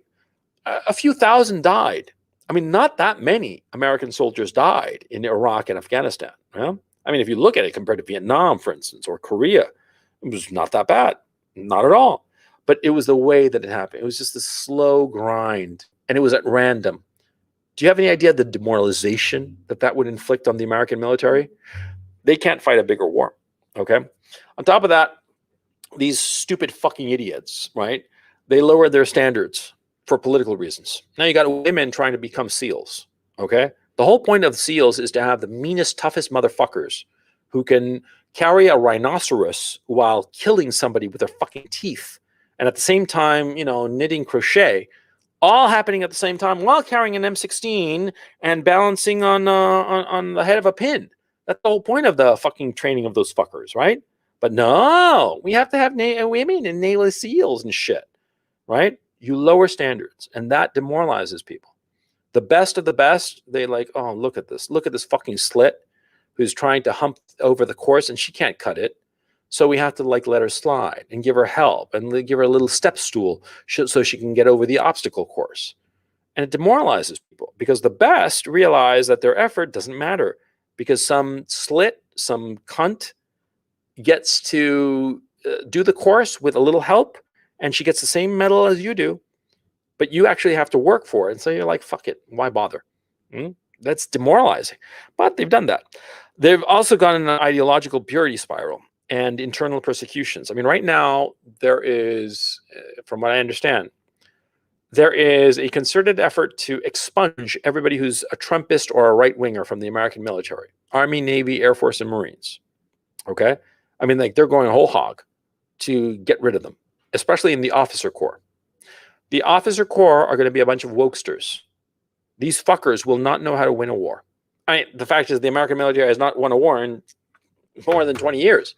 See, the last war the Americans won was Desert Storm 1 back in 1991.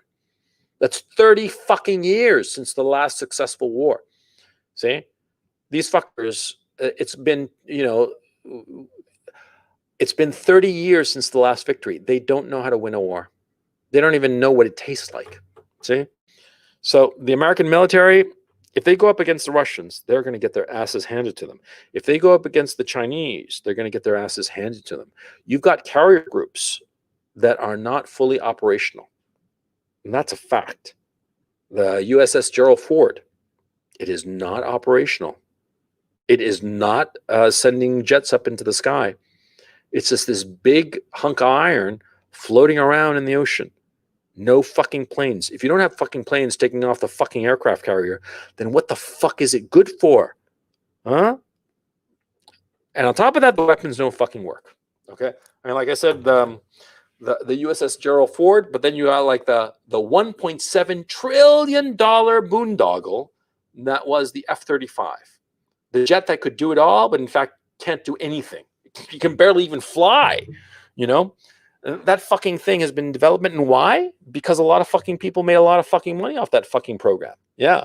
It wasn't designed to be the next jet. It was designed to be a cash cow for a whole bunch of fucking people, politicians, arms manufacturers. And for the F-35, they have factories in every single congressional district in the United States. Did you know that?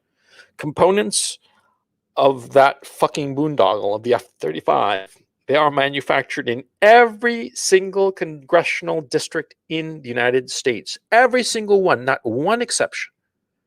And what does that do? Well, it makes sure that every single congressman is going to say, yes, sir, to the F-35 because some of their constituents earn a living off that fucking plane. See? And that was a deliberate decision, of course. They did that on purpose so they can get this fucking thing. See? Yeah. And the weapons don't work. The F-35 does not work. Okay? It has problems with software. It has problems with all kinds of problems. It's not even fucking stealth. That's the funny thing. See, the Russians have the, I forget which of their radar systems can spot it every time, 100% accuracy. They've never been able to hide from the Russian radar systems, and not even the sophisticated ones. Okay? It's like they're older models. Yeah. Not once have the fucking stealth F-35 been able to successfully hide from the Russian thing. And so because of it, because these planes are so easy to spot and they're so fucking expensive, they don't fly them. They don't fly them. Can you fucking believe that? That's just peachy. Anyway, that's what's going on in the economy, foreign affairs, and internal affairs, right? So let's talk about the people of America. And this here, my friends and neighbors, this is a really depressing part. The people in America are broken, and they're broken. Their spirit is broken. The endless lockdowns, that did it. The endless rioting and looting, that did it too. Okay, the lockdowns, because people with a little bit of brains, they realize that these lockdowns are purposeless. Masks are stupid. What is it? At the beginning of the pandemic, they said that masks were useless, and then later that you need masks, and now it's like you need to use 2 masks or even better 3. What the fuck is that all about?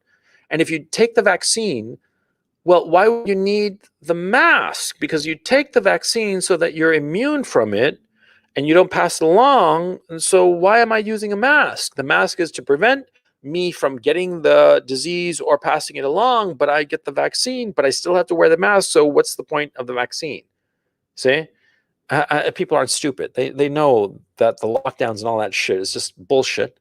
They know that the rioting happens because of BLM, because they're left wing, and cities are getting wiped out by this rioting and looting, and they know that the media is lying to them. The trust in the media is at all-time low. Yeah. Now, the worst part is that, see, COVID wiped out the entrepreneurs. COVID, because the government decided to fund the essential businesses like Costco and Walmart, like the big companies, Amazon and shit, and force small entrepreneurs to close. And see, these guys, they closed and they never reopened. Restaurant owners, small shops and whatnot. See, these people are the backbone of the American economy. And what's key, that's something that you have to understand. And I'll tell you this as as a former small business owner myself, because I have owned and run businesses. And when I was running film production, I'll tell you, when you fail in a business, even if it's not your fault, okay? Even if it's like, I don't know, your business got struck by lightning or whatever the fuck, right? I mean, just like, or like this, like some random pandemic.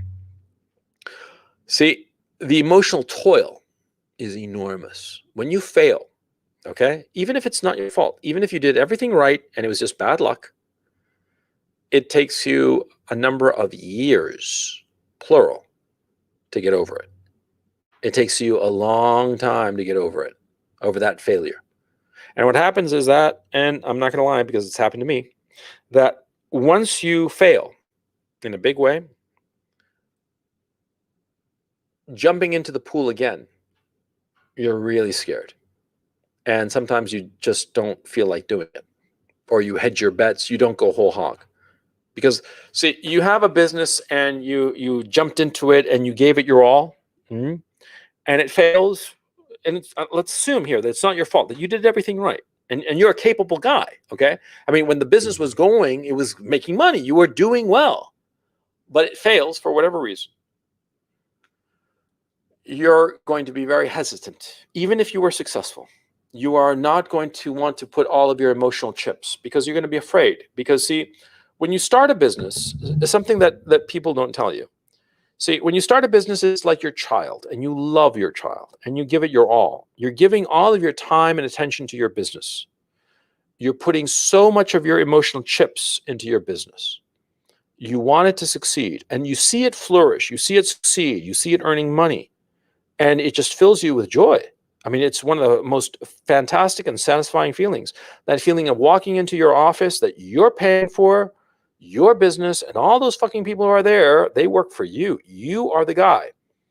And they answer to you and they do what you want, and they are all working towards your vision. Man, you feel fucking on top of the world. You feel like $1,000,000. I mean, you really do.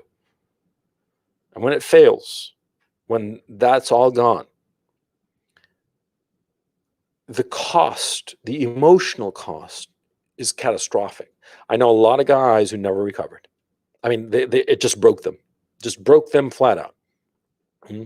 That they could never get back on the horse. And I have to admit that in many ways, I think that that's what happened to me.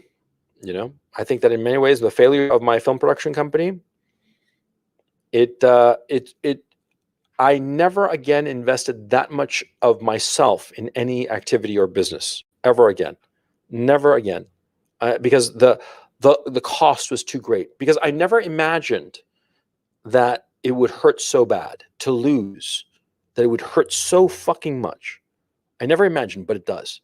It's, I hope to God and knock wood that nothing ever happens to my child, but I can imagine that it would be like losing a child, like losing several children, like losing all of your children, okay? Losing your business, because in a sense it is, because if you lose your business, the thing that you've devoted all your time and effort to, you don't recover, or you not easily, okay?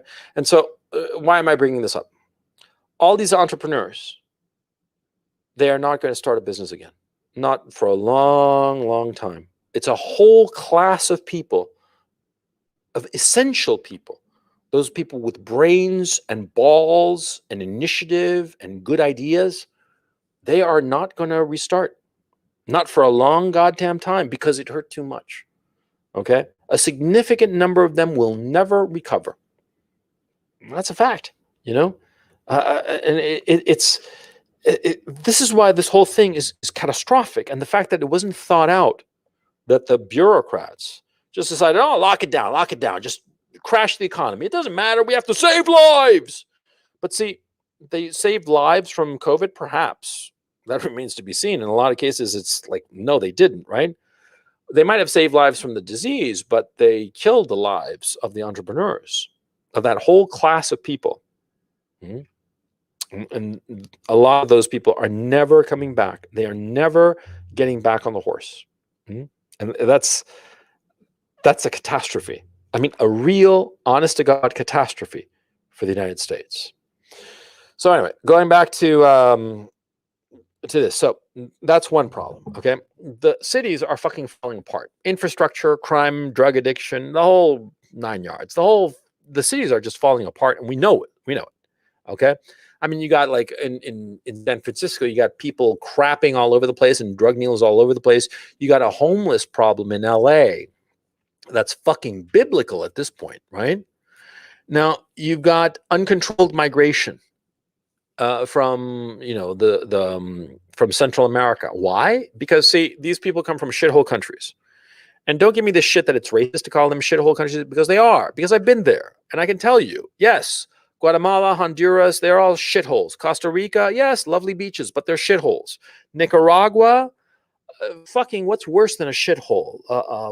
The vomitous hole? I don't know. What's worse than a shithole? You tell me, and that's what Nicaragua is, right? I mean, I know, okay? I know for a fact. So anyway, these fucking people, they come from all these shitholes. Well, even the United States going down the tubes is a step up for these fucking people. And so these fucking people, they come into the United States and they don't have a job. So they drive down the price of labor for the people who already live in the United States. They make a mess because they don't have the culture. They don't understand the system or anything of the sort. They pull down America. Simple as that. And you don't like it and you say it's racist. Fine, I'm a racist. I'm a racist. Yeah, I fucking hate Latinos. Yeah, fuck them. Fuck them all. Fuck all Latino people. The little brown people from South America, fuck them all. Yes, I'm a racist fucking pig, but I'm also telling you the truth. These fucking people pull down America. Something awful. Okay? And then you have the other issue is that you have extreme income and wealth disparity that is not connected to effort or ingenuity. There are a lot of fucking people who are working their ass off every fucking day. They got all these gig economy jobs, Deliveroo or Uber Eats or whatever the fuck. They're working their asses off. Yeah, I mean, really working hard. And they barely have enough to eat. I mean, they're barely scraping by. And these people, they're fucking demoralized. I mean, all these things add up to demoralization. All of these things, okay?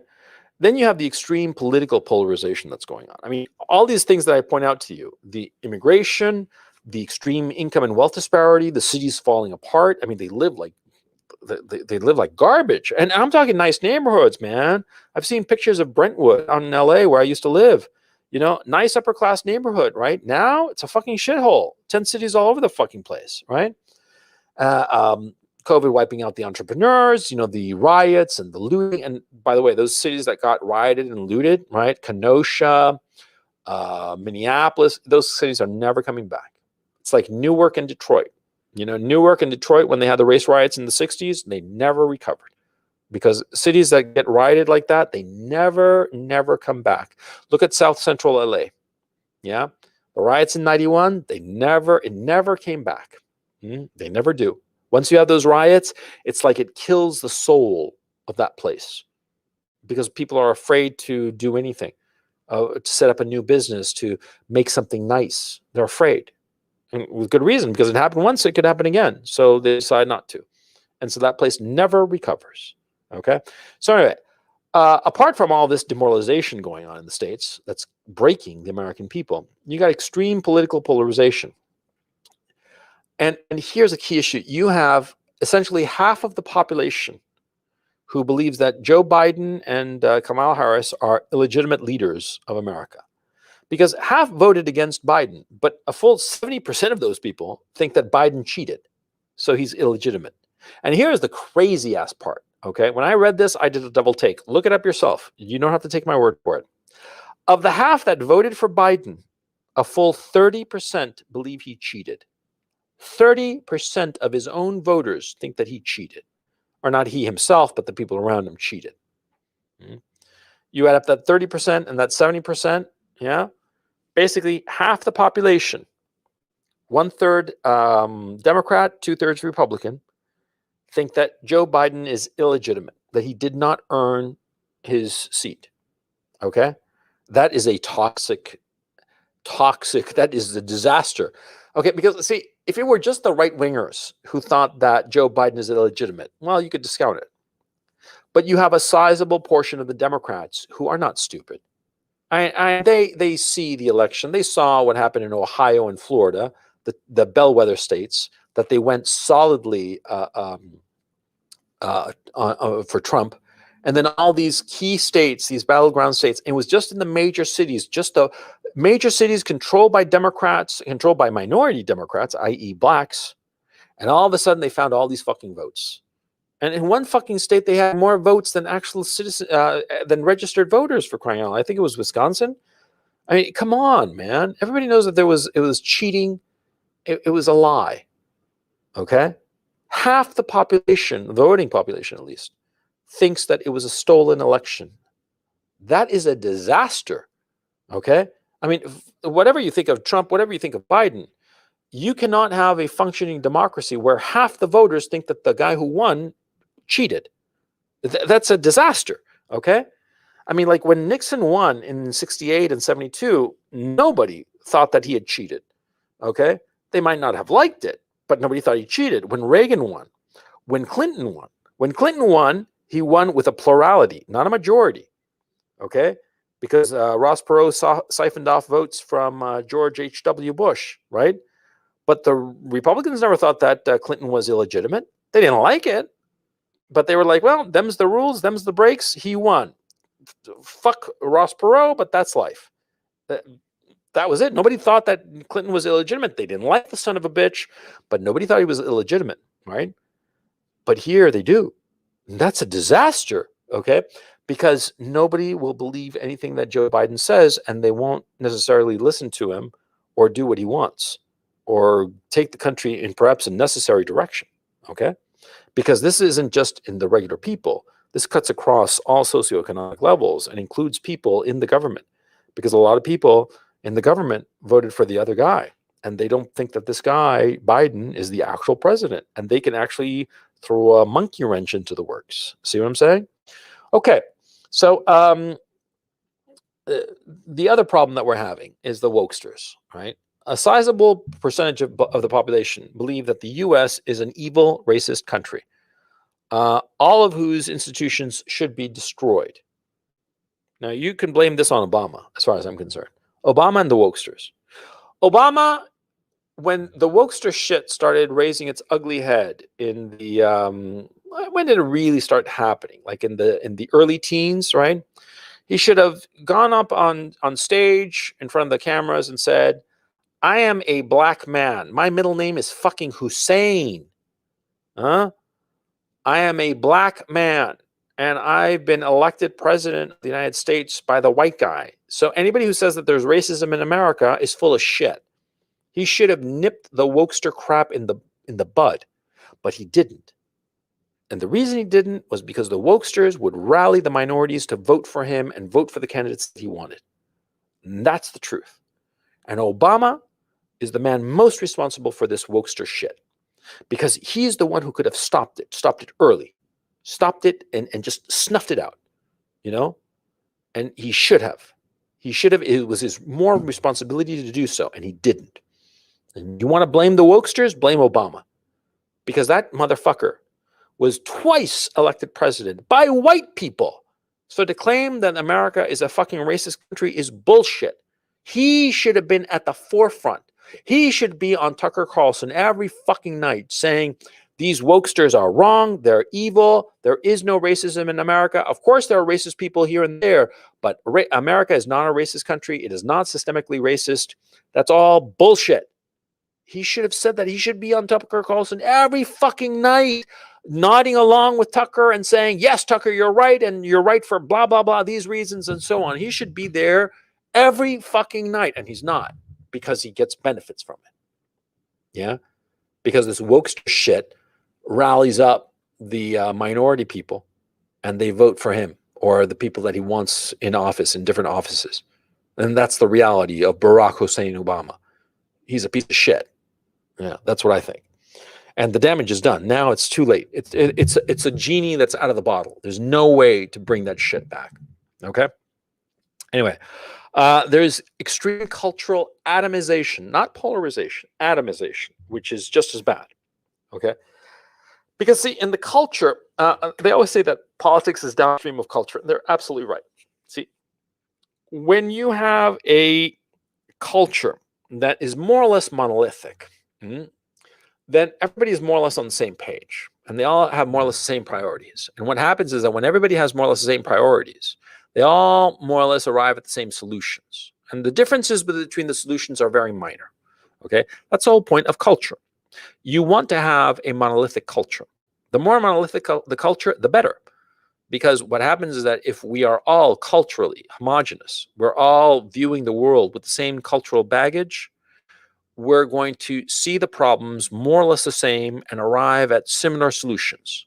Like I said, there will be a left-wing party and a right-wing party, but the differences will be very minor, okay? Because culturally, everybody is more or less the same, so they view the problems more or less the same, and they view the solutions to the problem as more or less the same. But the problem is that American culture has become atomized. And this is because the mainstream institutions got captured by the wokesters that started pushing their bullshit. And so people tuned out and started looking for their own cultural bubble. Okay? That was one problem. The other problem was that the cultural institutions started losing credibility because of wokeness, because of extreme left-wing ideology that made them look foolish. Okay? And when I talk about cultural institutions, I'm also talking about the press.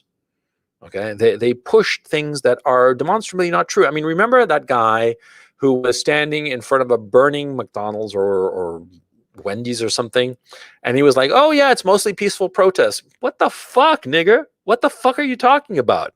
And the guy wasn't a black guy, by the way. He was a white guy. Okay, I remember this balding, bespectacled white guy saying, "Oh yeah, peaceful protest." Fuck off, man. So anyway. This guy, the cultural institutions have lost all credibility, and so people don't go to them. They find their own cultural leaders. The fact that you guys here are listening to me, that means that you're alienated from the mainstream culture. You don't want to listen to the mainstream culture, so you go looking for a guy like me, somebody who's going to tell you things that are true. But the thing is, see, I'm not a mainstream guy, of course. I don't have a particularly large audience. And so you are an example of this atomized culture. And me too. I mean, we're all in the same boat together, okay? We're an example of this atomized culture. And there are lots of other groups like us where you have like one YouTuber or whatever and his audience. But, you know, the audience, the YouTuber might be spouting all kinds of insanity, you know, flat earth, you know, and you know, just beyond the clouds of Antarctica, that's where the earth drops off and there's turtles all the way down. You know, you got crazy ass shit like that, because I'm sure that there are some people, left-wingers, who are listening to me would say, oh, this, you know, CRP guy is nuttier than a loon, for crying out loud, right? I mean, that's what's going on. Everybody's getting atomized. And nobody's even aware of one another. Okay. I mean, there are channels that have millions of viewers, of subscribers that I've never heard of until somebody brings them up, right? Everybody is so totally atomized. And that is a severe problem. Okay. Because if everybody's atomized, then everybody has different points of view on the common problems that are afflicting the American people. And therefore, since they have radically different views on the problems rather that are affecting the American people, they're going to have radically different solutions that are just incompatible with one another. See, you need that kind of cultural cohesion in order to arrive at solutions that are politically possible in a democracy. but we don't have that anymore. See, and this is a disaster. This is fucking horrible. Okay, so yeah, let me continue here on my outline. Yeah, and so people are going into these myriad cultural bubbles, and they are ignoring everybody else, and they are not arriving at a common consensus to the problems. And so the whole country is just atomizing. Just imagine, everybody just splitting apart from one another. On top of that, finally, education, which in the American mythology and the American mythos, education was considered so important because it was the one leveler. You got a good education at a public school, you could go to college, you could make a life for yourself, right? But everybody knows that education today is overpriced bullshit.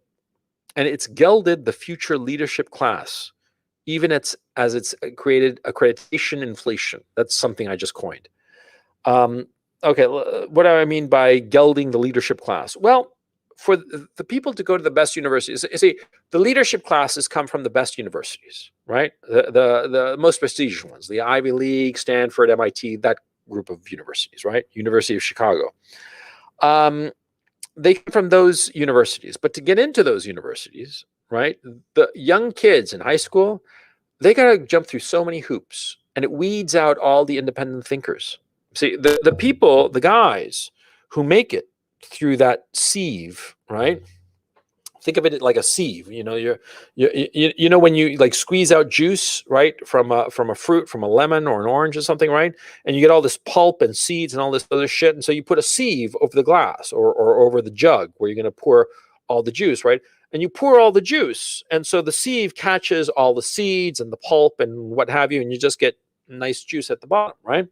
Well, see, these universities, in order to get into them, you have to have all these extracurriculars, you have to have all these activities, you have to have these great grades and all these courses, AP and whatnot, SAT scores, right?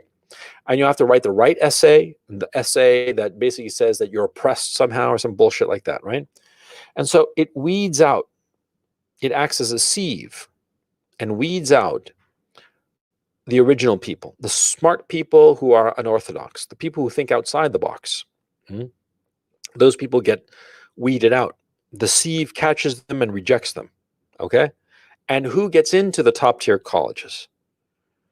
The people who are very compliant, who are extremely individualistic because they're only out for themselves. And yet at the same time, they are extremely conformist. They go along with whatever is demanded of them because that's how they've gotten ahead all their lives. See? And they're not even the brightest people. See? Because the really bright people, they will naturally rebel or question any institution or any program because it's built into them, because the bright people are smart enough to realize when something is just bullshit. See? And so you have the second tier people going to the top tier university. The second tier people who are highly individualistic, i.e. they don't give a shit about anybody else, but they are highly conformist. And this is what's happened over the last 30 years. I mean, I saw this in the early 90s. I've been seeing this of these highly conformist people who they don't give a shit about anybody except themselves, and yet they never, ever, ever have an independent opinion. They always go with the crowd. It's fucking tragic, okay? And they're second tier. That's the thing that I think that disappointed me the most, because when I went to university, I went to an Ivy League school. And I thought that I was going to hang out with some of the best and the brightest, the smartest people around, right? Because I consider myself fairly smart. And the people I hung out with that I saw there, I mean, and I looked everywhere for them. They were kind of stupid. Bottom line, they were kind of stupid. And none of them amounted to much, okay? I mean, I kept up with them. I get like regular updates from the alumni magazine, shit like that, right? And most of these fucking people, they never amounted to much. Yeah, because they didn't have the brains. And the guys who did have the brains, they never got the education to amount to much. And see, the education system in the United States is almost deliberately weeding out and destroying the lives of the best and the brightest in America. And that's what's going on. And the best and the brightest in America, they know it. They know it. Okay? And a lot of these best and brightest, you know where they gravitate? They become YouTubers. They become Twitch streamers. Yeah, because they got the brains and shit, right? And they're scattered around who knows where, but they're never going to get to position of power of leadership. They're never going to put their hands on the levers of power and steer the ship.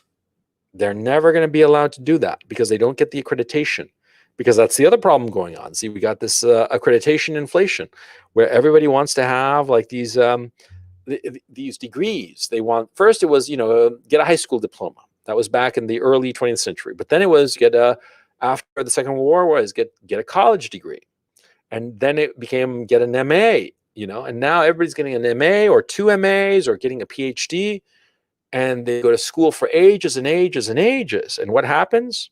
They don't have kids. They postpone having kids. They postpone starting their lives because they're getting all of this fucking education. I mean, it takes, the average PhD student 5 to 6 years to get the fucking PhD. That's on top of the 4 years of college. So it's 10 to 12 years of education before they finally get the PhD. And all that time, they're poor students. And all that time, they're 30 by the time they're done with this shit? If you're a woman, your fertility window is narrowing awfully quickly. So you decide, I'm not going to have kids. I'm just going to pursue my career. I've invested so much in my career, I can't give it up. And so they pursue a stupid career that's not particularly successful and they don't have kids. And you see, this is what's going on in America. That's what's going on right now. God damn. So can we turn America around? Can we turn it around? Can we bring it back from the brink? Can we make it happen once again?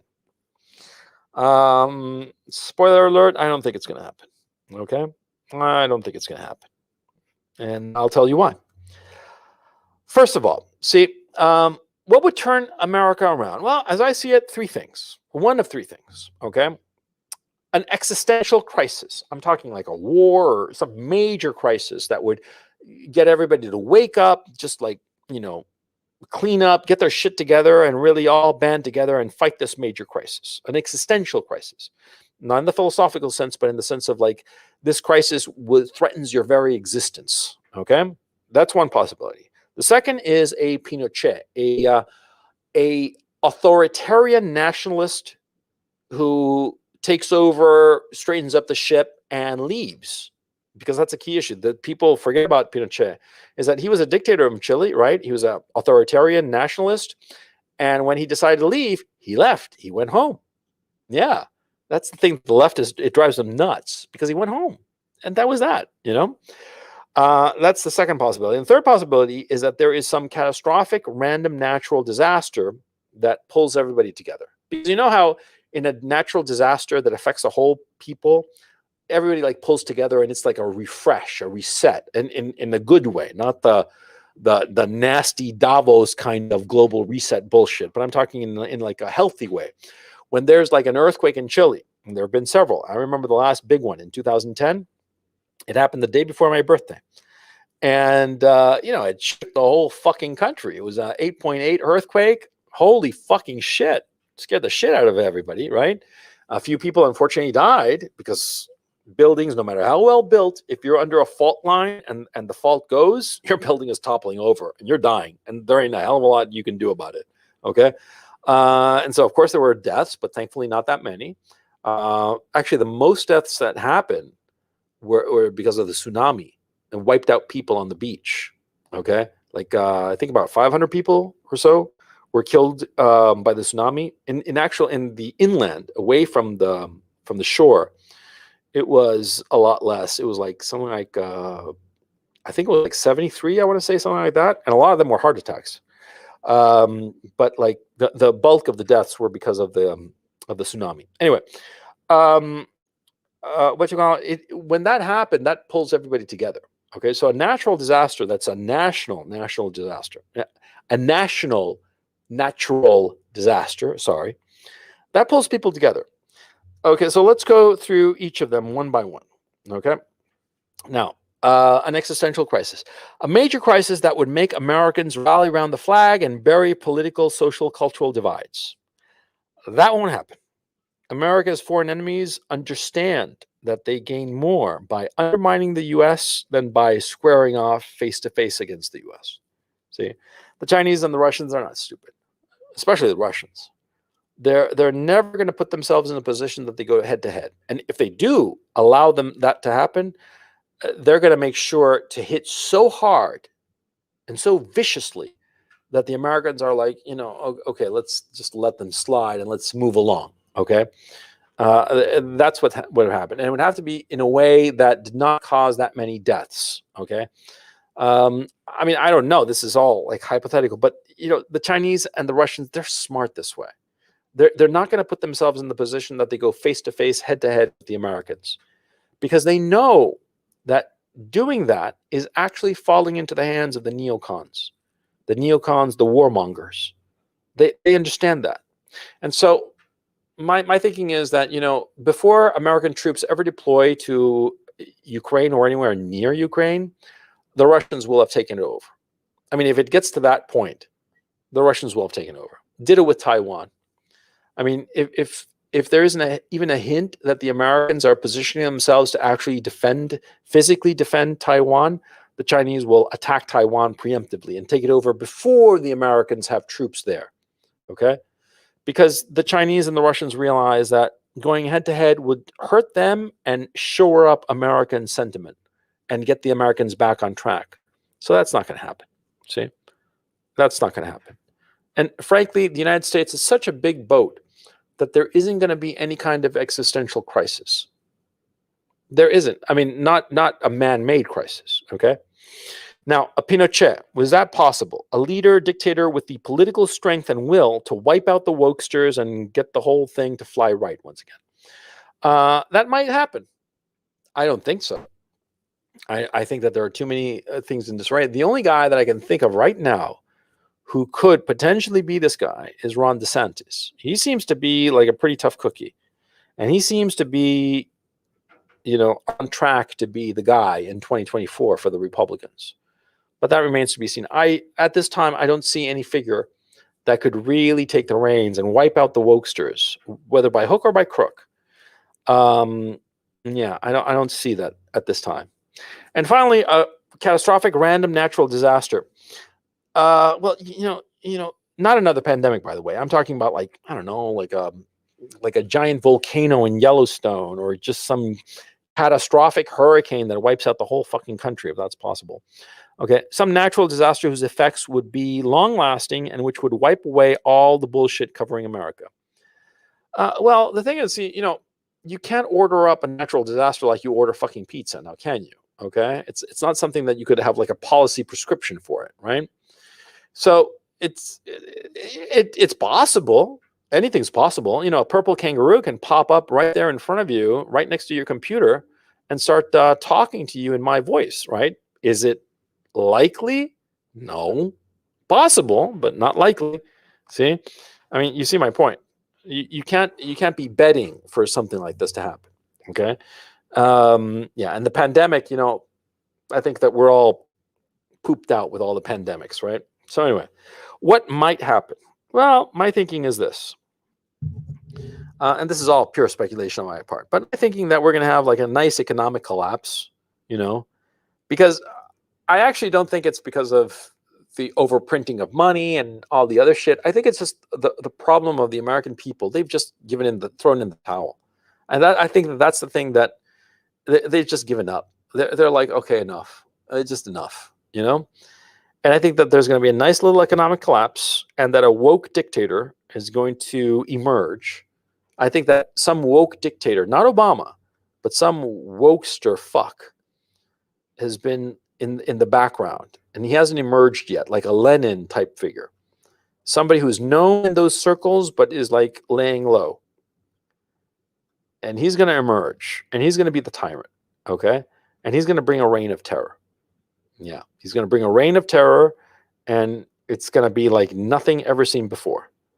Because the Americans, whenever they do anything, they go to extremes, okay? Because, America number one. So whatever they decide to do, the Americans are always the best at it, the most extreme at it, the most effort at whatever it is that they decide to do, okay? And so that's what I think is going to happen. The woke dictator, the American woke dictator, is going to be trouble, okay? There could be the neocons might get their way and decide to fuck with the wrong enemy. Okay, I'll tell you right now, if they fuck with China or Russia over things that they really care about, over like Taiwan, over reunification of the Russian people, the Americans are going to get their asses handed to them.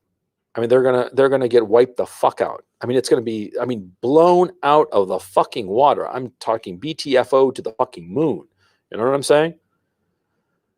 And in that circumstance, it could be that some crazy American leader decides to use nuclear weapons, and then all bets are off. Okay, I mean, all fucking bets are off. Then anything can happen. Okay, if some insane woke dictator, or you know, Kamala Harris, you know, she could wind up being president, and she's a fucking moron. And you know, the Chinese say sink some aircraft carrier group, which is highly possible. I mean, those fuckers, you know, unless you're on tip-top shape and tip-top form with the best air defense and all that shit, they can get sunk pretty badly. You know, it's happened before. Okay, look at World War II.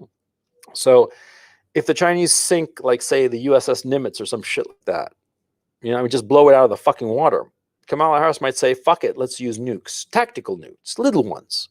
And then all bets are off, you know. And they pull that shit, and the Chinese are going to say, fuck you, and they'll, you know, blow away Anchorage or some shit just to prove the point. And then it could escalate, and God knows what could happen in those circumstances. I mean, anything can happen, man. Okay? I mean, you got to understand, anything could fucking happen. Because, see, when you have incompetent people running shit, anything can happen. Okay? So, anyway, the worst of all, I think, or perhaps it's the best of all ends, really, would be just a slow slide to the bottom, overrun by foreign immigrants who share none of the American values. Yeah, that slow slide to the bottom and just overrun by immigrants, that's how Rome ended, by the way. You know? I mean, people who are interested in history, you should check out Roman history. That's how the Romans ended. They imported so many slaves from their conquered lands, and these slaves had, you know, none of the Roman values, right? And eventually they just overwhelmed them, okay?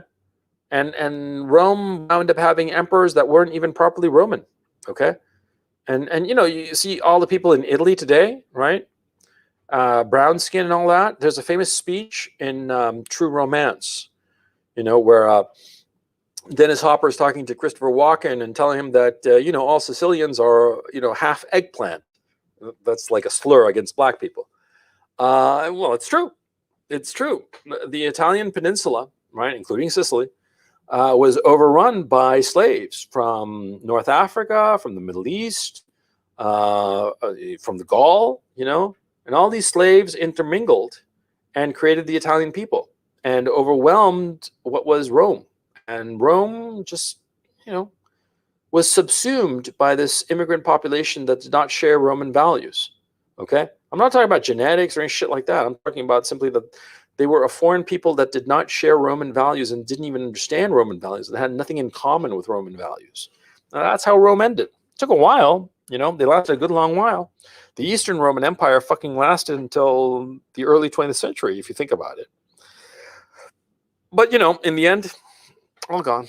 You know, in America, that might be the end of it, you know, overrun by foreign people who do not share its values. Okay. And that seems to be happening now, by the way. But yeah. So anyway, that is the State of the Union of the United States. And I know that it's a fairly depressing presentation, but you got to look at shit square in the eye, you know? You got to look at shit, the ugly shit, and look at it and examine it and just decide, oh, this is it. Okay.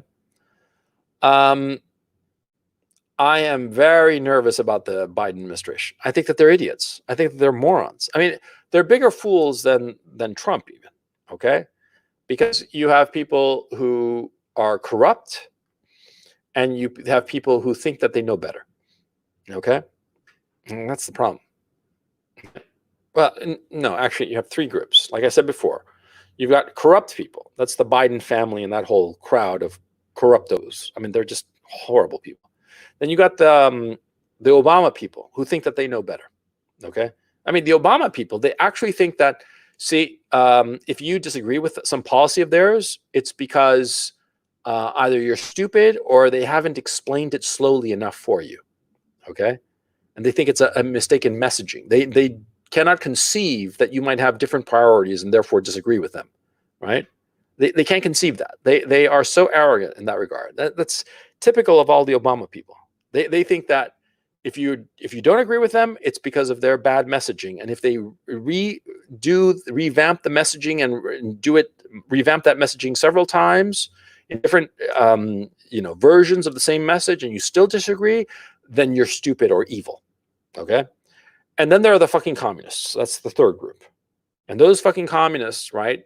They just want the whole fucking thing to burn because they hate it, because they hate themselves, because they're sick people. Okay, all communists are the same, by the way. Okay, in Chile, in Nicaragua, or in Venezuela, in Russia, the communists are all the same. They are people who hate themselves. Okay, and they want to destroy everything because they're just full of hate. And that's the funny thing. See, whenever you hear them say, "Oh, that's hate speech," and those people are full of hate, no, it's projection. Understand? When they accuse me of hate speech or something like that, I ignore it because I know what's going on. They are projecting. They are the ones full of hate. And they are the ones who are desperately trying to tear down America, which is a tragedy. Anyway, there we go. That's been my presentation. I hope you enjoyed it. Let me invite you all to join in. I'm putting out there the StreamYard's invitation, the link to join up. So I'm happy to have you on.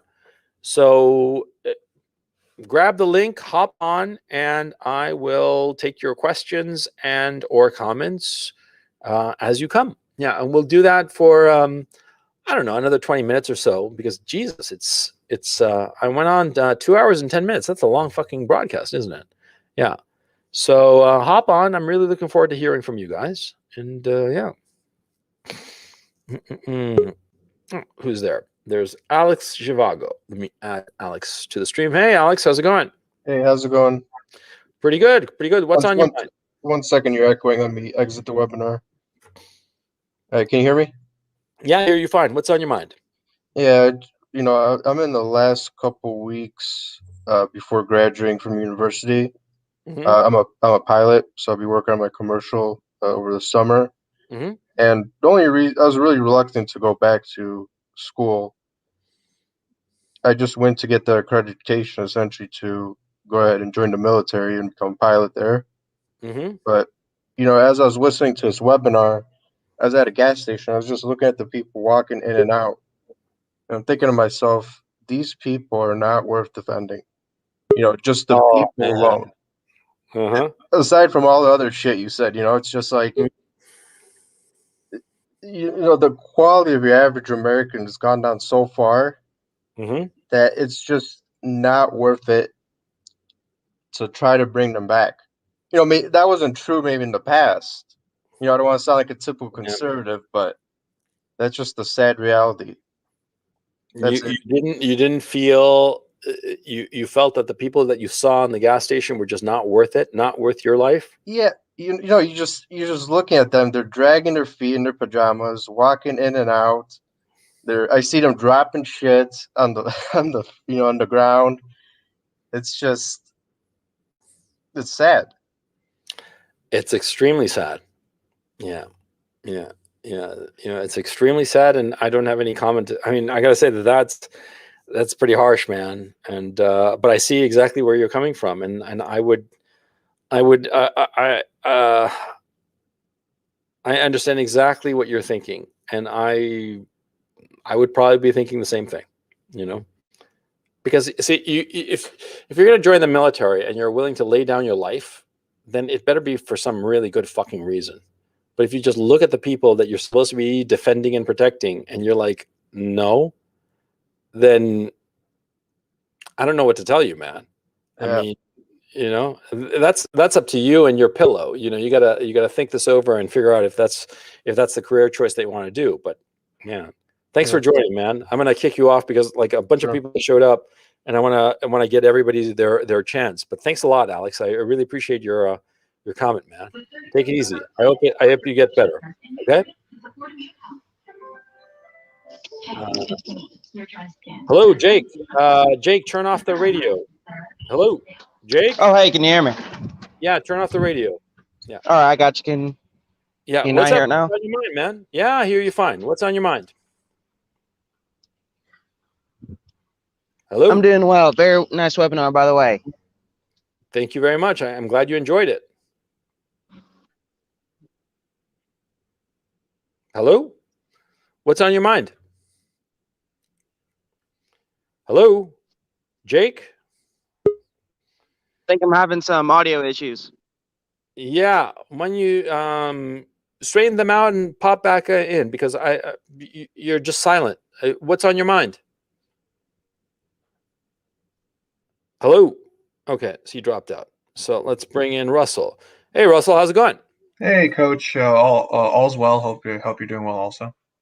Pretty good. A lot of people are popping in, so I want to keep this as brief as possible and just move it along, because I want everybody the opportunity to talk. So how's it going, man? What's on your mind? Good. Yeah. So my question for you is how to properly compartmentalize, like being a yes man in public, but then kind of having like a truth seeker life in private, if you will.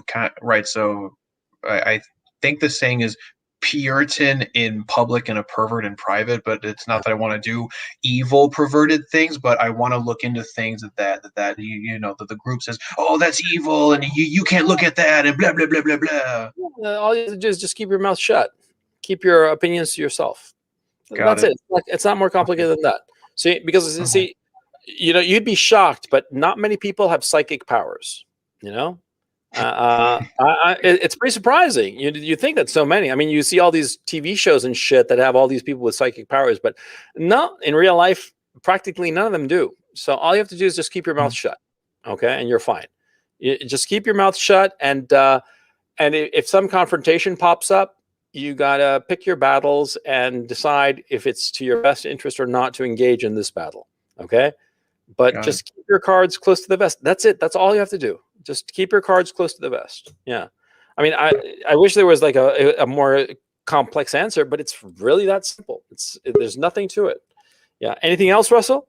Yes, Coach. One last thing. So I had a existential crisis a couple of years ago. I wanted to join the military. I thought that it'll make me a man and I'll be able to shoot and kill and be macho man, blah blah blah. And by the way, I think that military training is actually very, very good, and I wish I'd been able to do it, but I would have been rejected because of my eyesight, because I'm practically blind in one eye, and so that's why I did not join the military. But I think it's a very good experience, and everybody I've ever heard who's done the military experience has benefited from it. But that said, go on. What's your point? Right. So no. My point is that similar to what Alex Chivago said. I mean, right. That in the military, I mean, just you have gays in there, Muslims, women. You have all of these groups, and and they're changing the speeches. It's not men anymore. It's women or people. And so I'm just so thankful that I did not have to go in there and deal with those groups on top of everything else that I would have had to have done. And plus, no, my Marine coach, like he called me back years ago and said, hey, why don't you join the Marines? And like I told him, I said, no, you have women, Muslims in there, you have transgenders, and I told him, no, I'm not doing it because I'm not dealing with those groups. Yeah, well, I can understand your point of view. Anyway, Russell, it's great talking to you. Look forward to seeing you again. Take it easy. Let me bring in Ryhard. Ryhard, how's it going? Hi, you can call me Richard instead. It's pronounced Richard. Richard. Okay, how's it going? It's been great right What's now. in your mind? But I do have two questions. One is, are the Baltic states going to be safe, or what's the deal with them? Because I'm from Estonia. Yeah, I wouldn't worry. I wouldn't worry at all. I mean, any kind of crisis seems to be focused on Ukraine at this point. And the Baltic republics, I wouldn't worry about it. Look, I don't think that anything really is going to happen because, like I said, I think that Putin is a very smart customer, and he's not going to do anything foolish. So I wouldn't worry about it. Yeah, yeah. I think that a lot of people can benefit out of the uncertainty. Okay, but see, Putin is a very sane guy. Okay, whatever you think of him, but he's very sane, and he is not a guy who does anything without thinking it 6 ways to Sunday and figuring out how he's going to win. Okay, so he's not going to do anything insane or foolish. That's why I think that, and he has no interest in dealing with the Baltic Republic. So I think it'll be fine. Yeah. The second question is, how would you recommend starting making money in online? Do you have any experience with it? No, I don't. I mean, I have no idea.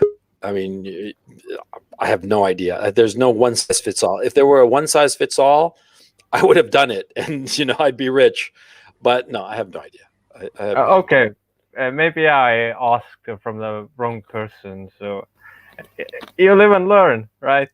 Yeah, exactly. But anyway, Richard, thanks very much for being on the show. I hope you enjoyed it. I really did. Thank you very much. I'm so glad. Thank you. Let me bring in Alexa Z. Hey man, thank you so much for hosting this. This is my second time joining, and I really appreciate all you've done. Thank you. I'm so glad. I hope you enjoyed the show. I very much so. I just wanted to ask, I've been a follower for about 3 years, and I've been thinking a lot about your video about emigrating from America, knowing when it's time to leave. And I'll have the opportunity in the future to actually gain citizenship to Serbia and gain a pretty sizable chunk of land there as part of my inheritance. Yeah. And I was just wondering what you thought about the future of that country, as the region's always been unstable and kind of a shithole. Yeah, it'll continue. It'll continue being unstable and a bit of a shithole. Have you been to Serbia? Yeah, I'm going in 2 weeks, and I'm fluently speak the language too. Oh, but is this the first time you're going? No. I usually go every year, but I haven't been in a year. You know it really well. Yeah. So then you'd know a million times better than me. But you always have to assume that if a country has been a certain way for a prolonged period of time, it'll continue that way. Okay. Right. Like, for instance, Chile, where my family is from, is very boring. Nothing much happens. Okay. Because it's physically very isolated from the rest of the world. Right. Because of the Andes Mountains to the east, the Pacific to the west, and the north there's the desert, and to the south there's Antarctica. So it's very much an island. So nothing ever happens there, right? And so it's generally very stable and boring. And so that's likely to continue. Serbia is always in the middle. And because it's always in the middle of Europe, of Eastern Europe, Central Europe, then what happens is that people want to cross it to get to somewhere. And that's why there's instability. It becomes the plaything for larger powers that they want to game one another, fuck each other over, whatnot.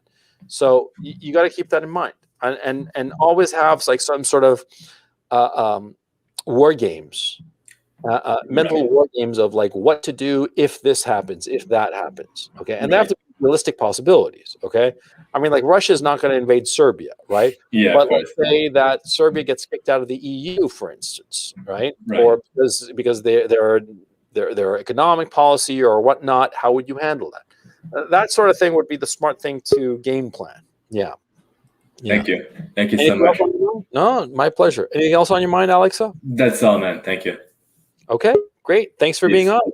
Take it easy. Hey, Jonathan, how's it going? Hey, I'm great. How are you, Coach? Very well, very well. I hope you enjoyed the show. I really did. Well, I'm here in Florida, so I'm a little bit freer than some of the other states, but you certainly are. Yeah, it's interesting. Especially when there are a lot of Northerners moving down here that we don't necessarily like. They're getting pretty annoying. Well, it's the thing is, see that they're you should tell them whenever you meet some Northerner, tell them remember why you're leaving and don't vote for those people. Yeah. I remind them because I think that they're so stupid because they I hate New York, I hate California, I'm going to go to Texas, I'm going to go to Florida, and then they vote for the same fucking people who ruined the previous state. You know, what the fuck is the matter with these fucking people? Yeah. But anyway, what's on your mind, man? Well, I have two questions. One is what businesses could actually work in the years ahead? And any business, okay? I mean, that's too big a question, you know? I mean, you look at like some consulting group and they'll tell you, oh, you know, medical health is always going to be big, you know? But, you know, in your own sense of like entrepreneur, I mean, you could be selling buttons, but maybe they're the right fucking buttons and you can make a fortune. You see what I'm saying? Mm-hmm. I mean, I can't help you there. What do you think about produce? If you can make money off of it, look, it's real fucking simple. See? All you have to do is find a business where they pay you money, more money than you put into the business. Okay. Mm-hmm. I mean, if you have to shell out, say, $5 for a head of lettuce and you can sell it for 20, that's a good business. Okay. I have no idea how expensive it is to make lettuce. I mean, just making it up. But, you know, the whole point is to make money. Look, there's this joke I heard. Okay. And it's a dad joke. So, you know, you're going to have to laugh at the end of it or else I'll just kick you. Okay. So the joke is this. There's like the nerd guy in high school and the idiot. And the idiot, you know, the nerd was always helping him with math and the idiot always got like barely scraped by with a D and shit. Right. And so they left high school and the brainiac went to Harvard and, you know, got a PhD and, you know, he became a professor and he's, you know, the best he could afford was some beaten up old Hyundai that was like 10 years old or some shit like that. You know, he was this professor with all these brains and all the IQ points in the world. And he's driving his little piece of shit car and he crashes into a fucking Bentley. Oh God. Right. And it was his fault. And the poor professor gets out of his piece of shit Hyundai and he's like, what am I going to do? And out of the Bentley, who steps but the retard from high school. And the retard is like, hey, Brainiac, how's it going? And he's like, retard? That's you? Yeah, man. Holy shit. And I crash your car, says the Brainiac. And retard says, fuck it. I've got 10 more at home. So don't worry. Let me buy you a drink, you know? And they go and get a drink, right? And the Brainiac is like, you know, retard, how the fuck are you so rich? And the retard goes, it's all statistics, man. What you taught me in high school. That's how I got rich. And he's like, how? You know, see, he said, you know, I buy these widgets, okay, for $5, and then I raise their price 10%, right? So I buy them for $5 and I charge $15, and that's how I got rich. That's a joke. It's a really dumb joke, right? But it's true. It's true, right? Yeah. Yeah, the retard couldn't tell, you know, a 10% markup from a 200% markup. It doesn't fucking matter. He made the fucking money now, didn't he? Okay, that's the point. See, just don't worry about, you know, market study or if you have the right lawyer or the right accountant or whatever. Any business that you get involved in, all you have to figure out is where you buy the shit and as cheap as possible and where you sell the shit for as much as possible. Everything else is just extra. Okay, market studies and what industry and all that shit. That's just it's for guys who are never going to be entrepreneurs. Okay, because the entrepreneur, the real entrepreneur, is like the retard of the story. Okay, the retard of the story who drove 10 Bentleys, right? Because see, those fuckers, they're retards, sure, but they understand that all that matters is profit margin. How much money you're making off of whatever it is that you're selling. That's all that matters. Okay, so keep that in mind. Anything else on your mind? Like me. Yeah, it sounds a lot like me because I didn't go to high school, but I have a high IQ. Well, yeah, that's the thing. See, and like I said in the presentation, the American educational establishment is not doing right with the best and the brightest. It's promoting the mediocrities. That's what's really going on. It's a tragedy, but that's the way it is. That's the system we got. Anything else on your mind, man? Yeah, go ahead. The second question was, let's see if I can find it. I wrote it down. Yeah, the education system. Well, I guess you already answered that for me. Yeah, is it really even worth going to school anymore, or is it just something? No. And you're not going to get any connections. Okay, a lot of people say, "Oh, I'm going to go to college and get connections." Right? I went to an Ivy League school. Right? with connections up the wazoo, right? Of all the best and the brightest. And I'll tell you that I hung out with, I mean, none of the people from college or the people I met through college at Dartmouth helped me in any way whatsoever.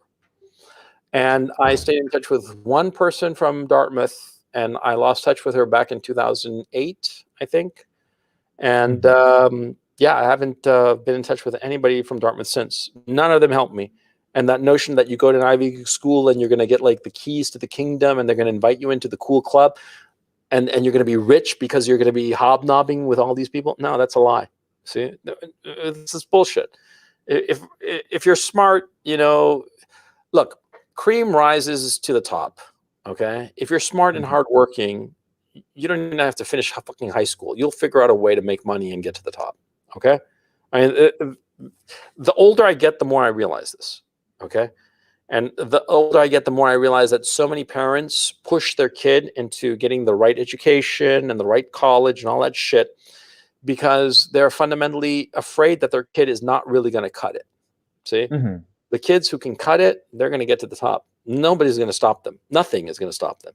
Not lack of credentials, nothing. Okay? Look, I can say hand to heart that my degree did not help me in any way whatsoever. In no way whatsoever to achieve anything that I wanted in life. Nothing. Zero. I can say that hand to heart. Okay?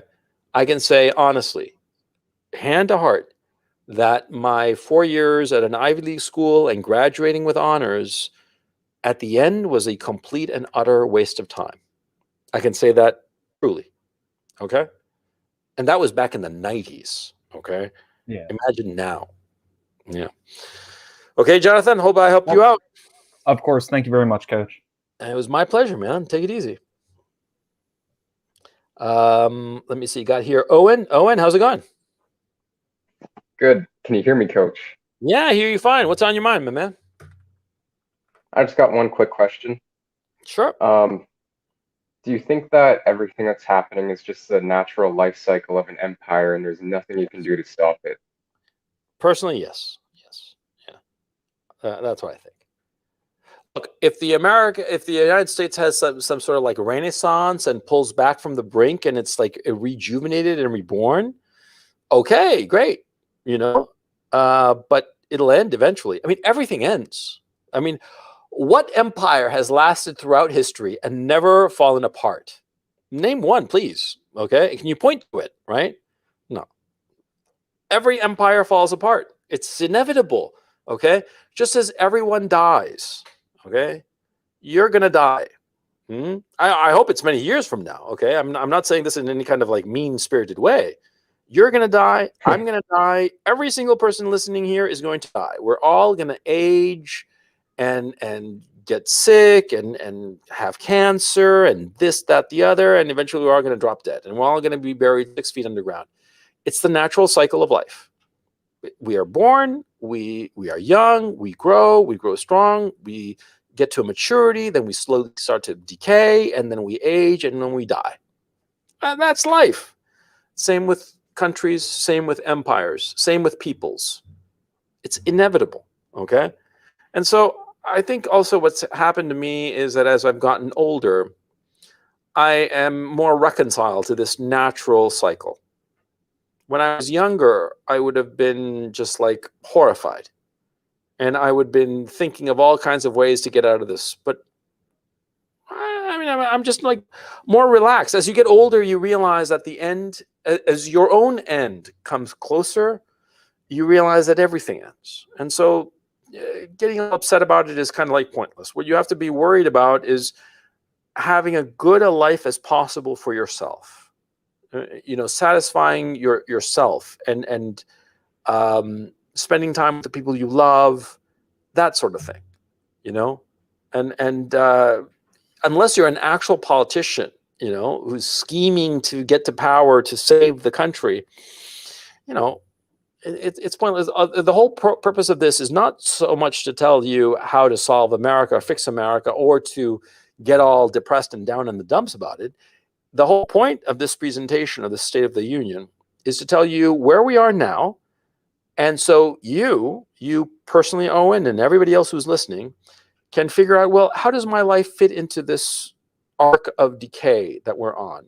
And how do I achieve the things I want in this environment that is happening around me? Okay.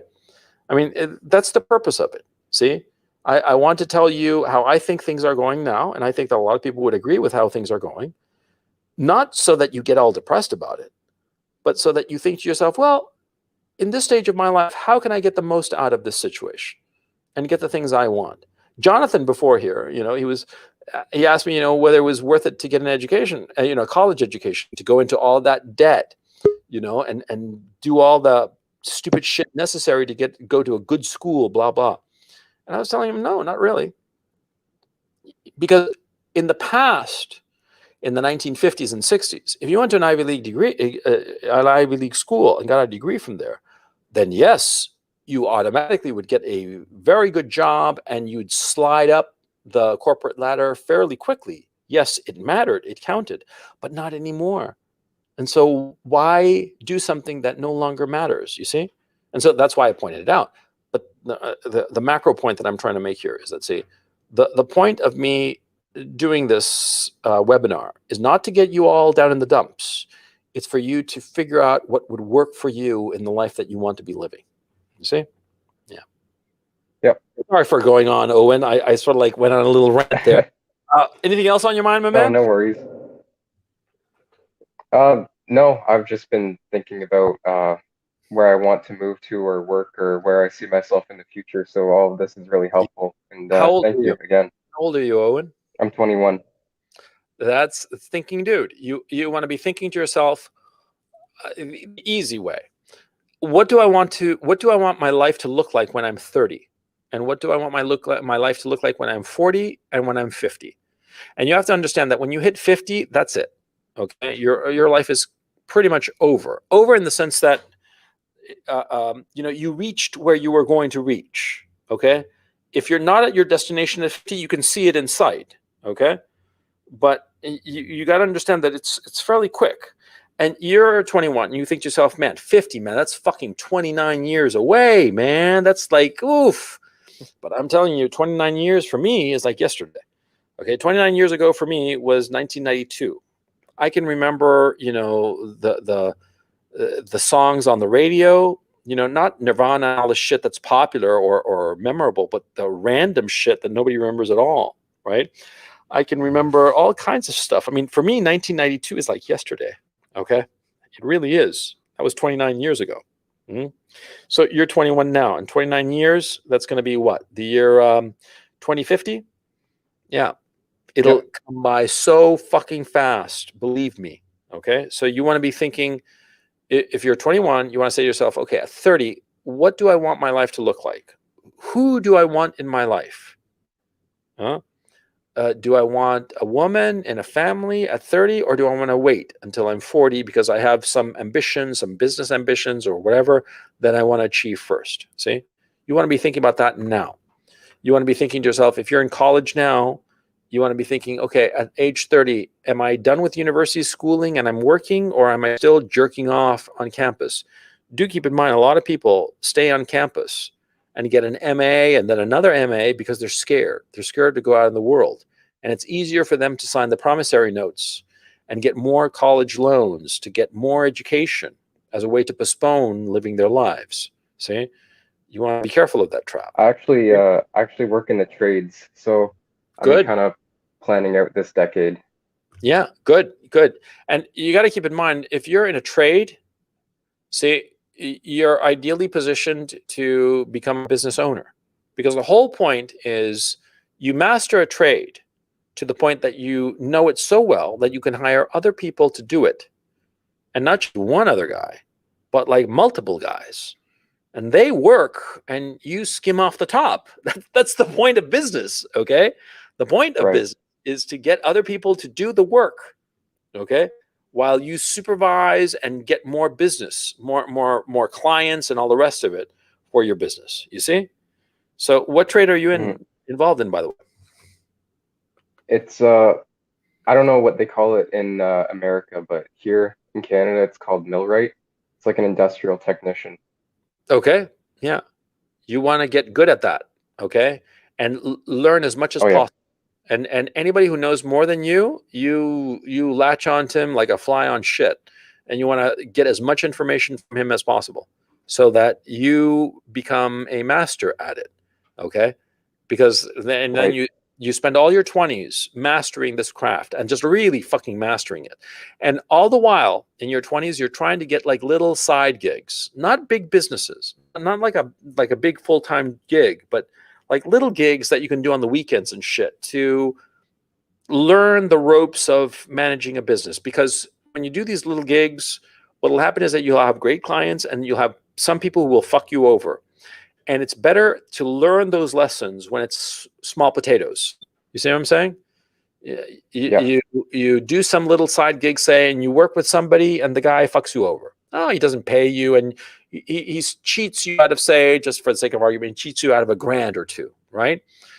Well, it's going to be a lesson that they'll stay with you for the rest of your life. And $1,000 or $2,000, it's actually a very low price to learn a valuable lesson.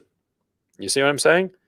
And so later, when you've got a business and, they could potentially cheat you out of hundreds of thousands of dollars, you'll have learned it. You'll have learned your lesson and you won't get cheated. You see what I mean? Yeah. Yeah, I do. So on your 20s, that's what your mission, to learn as much as possible and have as many little side gigs as possible to learn to be a businessman. Because being a businessman is not like the MBA classes and shit like that. That's just a waste of fucking time. It's just empty accreditation. To be a real businessman, you got to learn it. Okay. It's a craft. It's like carpentry. Okay. Yeah. I hope this helps, Owen. Yeah. Good luck. It did. Thank you. Thanks. No problem. Let's see. KQJ. How's it going, KQJ? Hello. Doing well. Hope the same for you. Yeah, pretty good. I hope you enjoyed the broadcast. Certainly did. One of your best. Oh, thank you. Thank you very much. What's on your mind, my man? Quick question. It's about next best actions after, let's assume a lot of your premises turn out true. If you're an American, you can either move to a economically open place like a Dubai, a Singapore, any number. There's probably a dozen worldwide. I just wonder, do you actually see that as a sustainable strategy for people that are productive and entrepreneurial? Or do you think that those are just honeypots that could be assumed by a China or by, any other global superpower at the first sign of a conflict 5 to 10 years from now? No, I wouldn't think that at all. I think those autonomous zones, nobody's going to fuck with them because it's in nobody's interest to fuck with them. And it's in everybody's interest for them to continue to be moneymakers that they are. Okay. So don't worry about it. Okay. They'll be fine on the one hand. On the other hand, see, like something like Singapore, you go to Singapore, you better be making money already. That's an expensive fucking city. You don't go there to make a business. You go there when you have a business, and it's a good place for you to be so that you can project yourself internationally. Okay. You gotta understand that. See, going to like Dubai, for instance. Okay. I myself have never been to these cities. I just have to point it out to you, but I know enough to know that, see, when you go to Dubai, you better already know why you're going, okay? Just to show up and see if you can, get lucky, get rich. That's not what you do in those cities. You go to those cities because you already know who you want to talk to, or the people that you want to talk to because you're already involved in some business. The place that you go when you don't have shit is to some underdeveloped place like Africa. I've said that Africa is a great place to go because there are a lot of opportunities for a young guy. Okay, a young white guy will do very well there, or a very educated American black in Africa. Yeah, but a white guy, especially because the Africans are racist, by the way. That's something that nobody tells you, but it's very true. Because I've been told this by Africans. Africans don't trust other black people. They trust white people. And it's the truth, man. What can I say? I guess it makes the Africans all a bunch of white nationalists. But anyway, be that as it may, yeah, if you don't have shit, you got to go to some place where you can build something. expensive cities like Dubai or Singapore, when you got something, and in those cities there are business contacts that will expand the business that you already have. You see what I'm saying? Certainly. Let's say you do have a going concern and you do have some assets, and it's more about protecting from taxes and whatnot. Do you see that as a good place to go for somebody in the U.S., or do you see? Oh no. Frankly, it's so many factors that would determine how you structure something. But going far away like that to avoid taxes, I think that's a mistake. There are clever ways to avoid taxes, to minimize taxes rather, that in the United States that don't bring up any red flags. See? So I would think about restructuring in the U.S. and finding a good tax advisor in the U.S. as opposed to going to Dubai or Singapore or some shit like that. Yeah, that's my suggestion. I just hope the board doesn't get flipped with things like unrealized capital gains being incurred by people, things like that, where all bets are off in a situation in the next 5 or 10 years. Let's say you do end up with one of those extreme political outcomes. Yeah, but a lot of things would have to happen before that happens. Okay. And a lot of craziness would have to happen before that's allowed to go through. Okay. Mm-hmm. So I think that we're far from that point at this point. Okay. Yep. Sounds good. Okay. Thanks for taking the question. God damn. My pleasure. Thanks for being on. Kadeem, what's on your mind? Hey, Coach, can you hear me? Yeah, I hear you fine. Hey, that's what's up. My question, you kind of already answered it. It had to do with how to avoid the black pilling that you would receive due to America turning to shit. Yeah. But I guess I can a side note is you mentioned at 50 that is basically over for you as a man. No, it's not over. You're not I'm 53. Okay. I'm not like lying down and just like going to shoot myself now. No. Okay. Yeah. I'll wait until next weekend. No, what I'm saying is that, see, if you,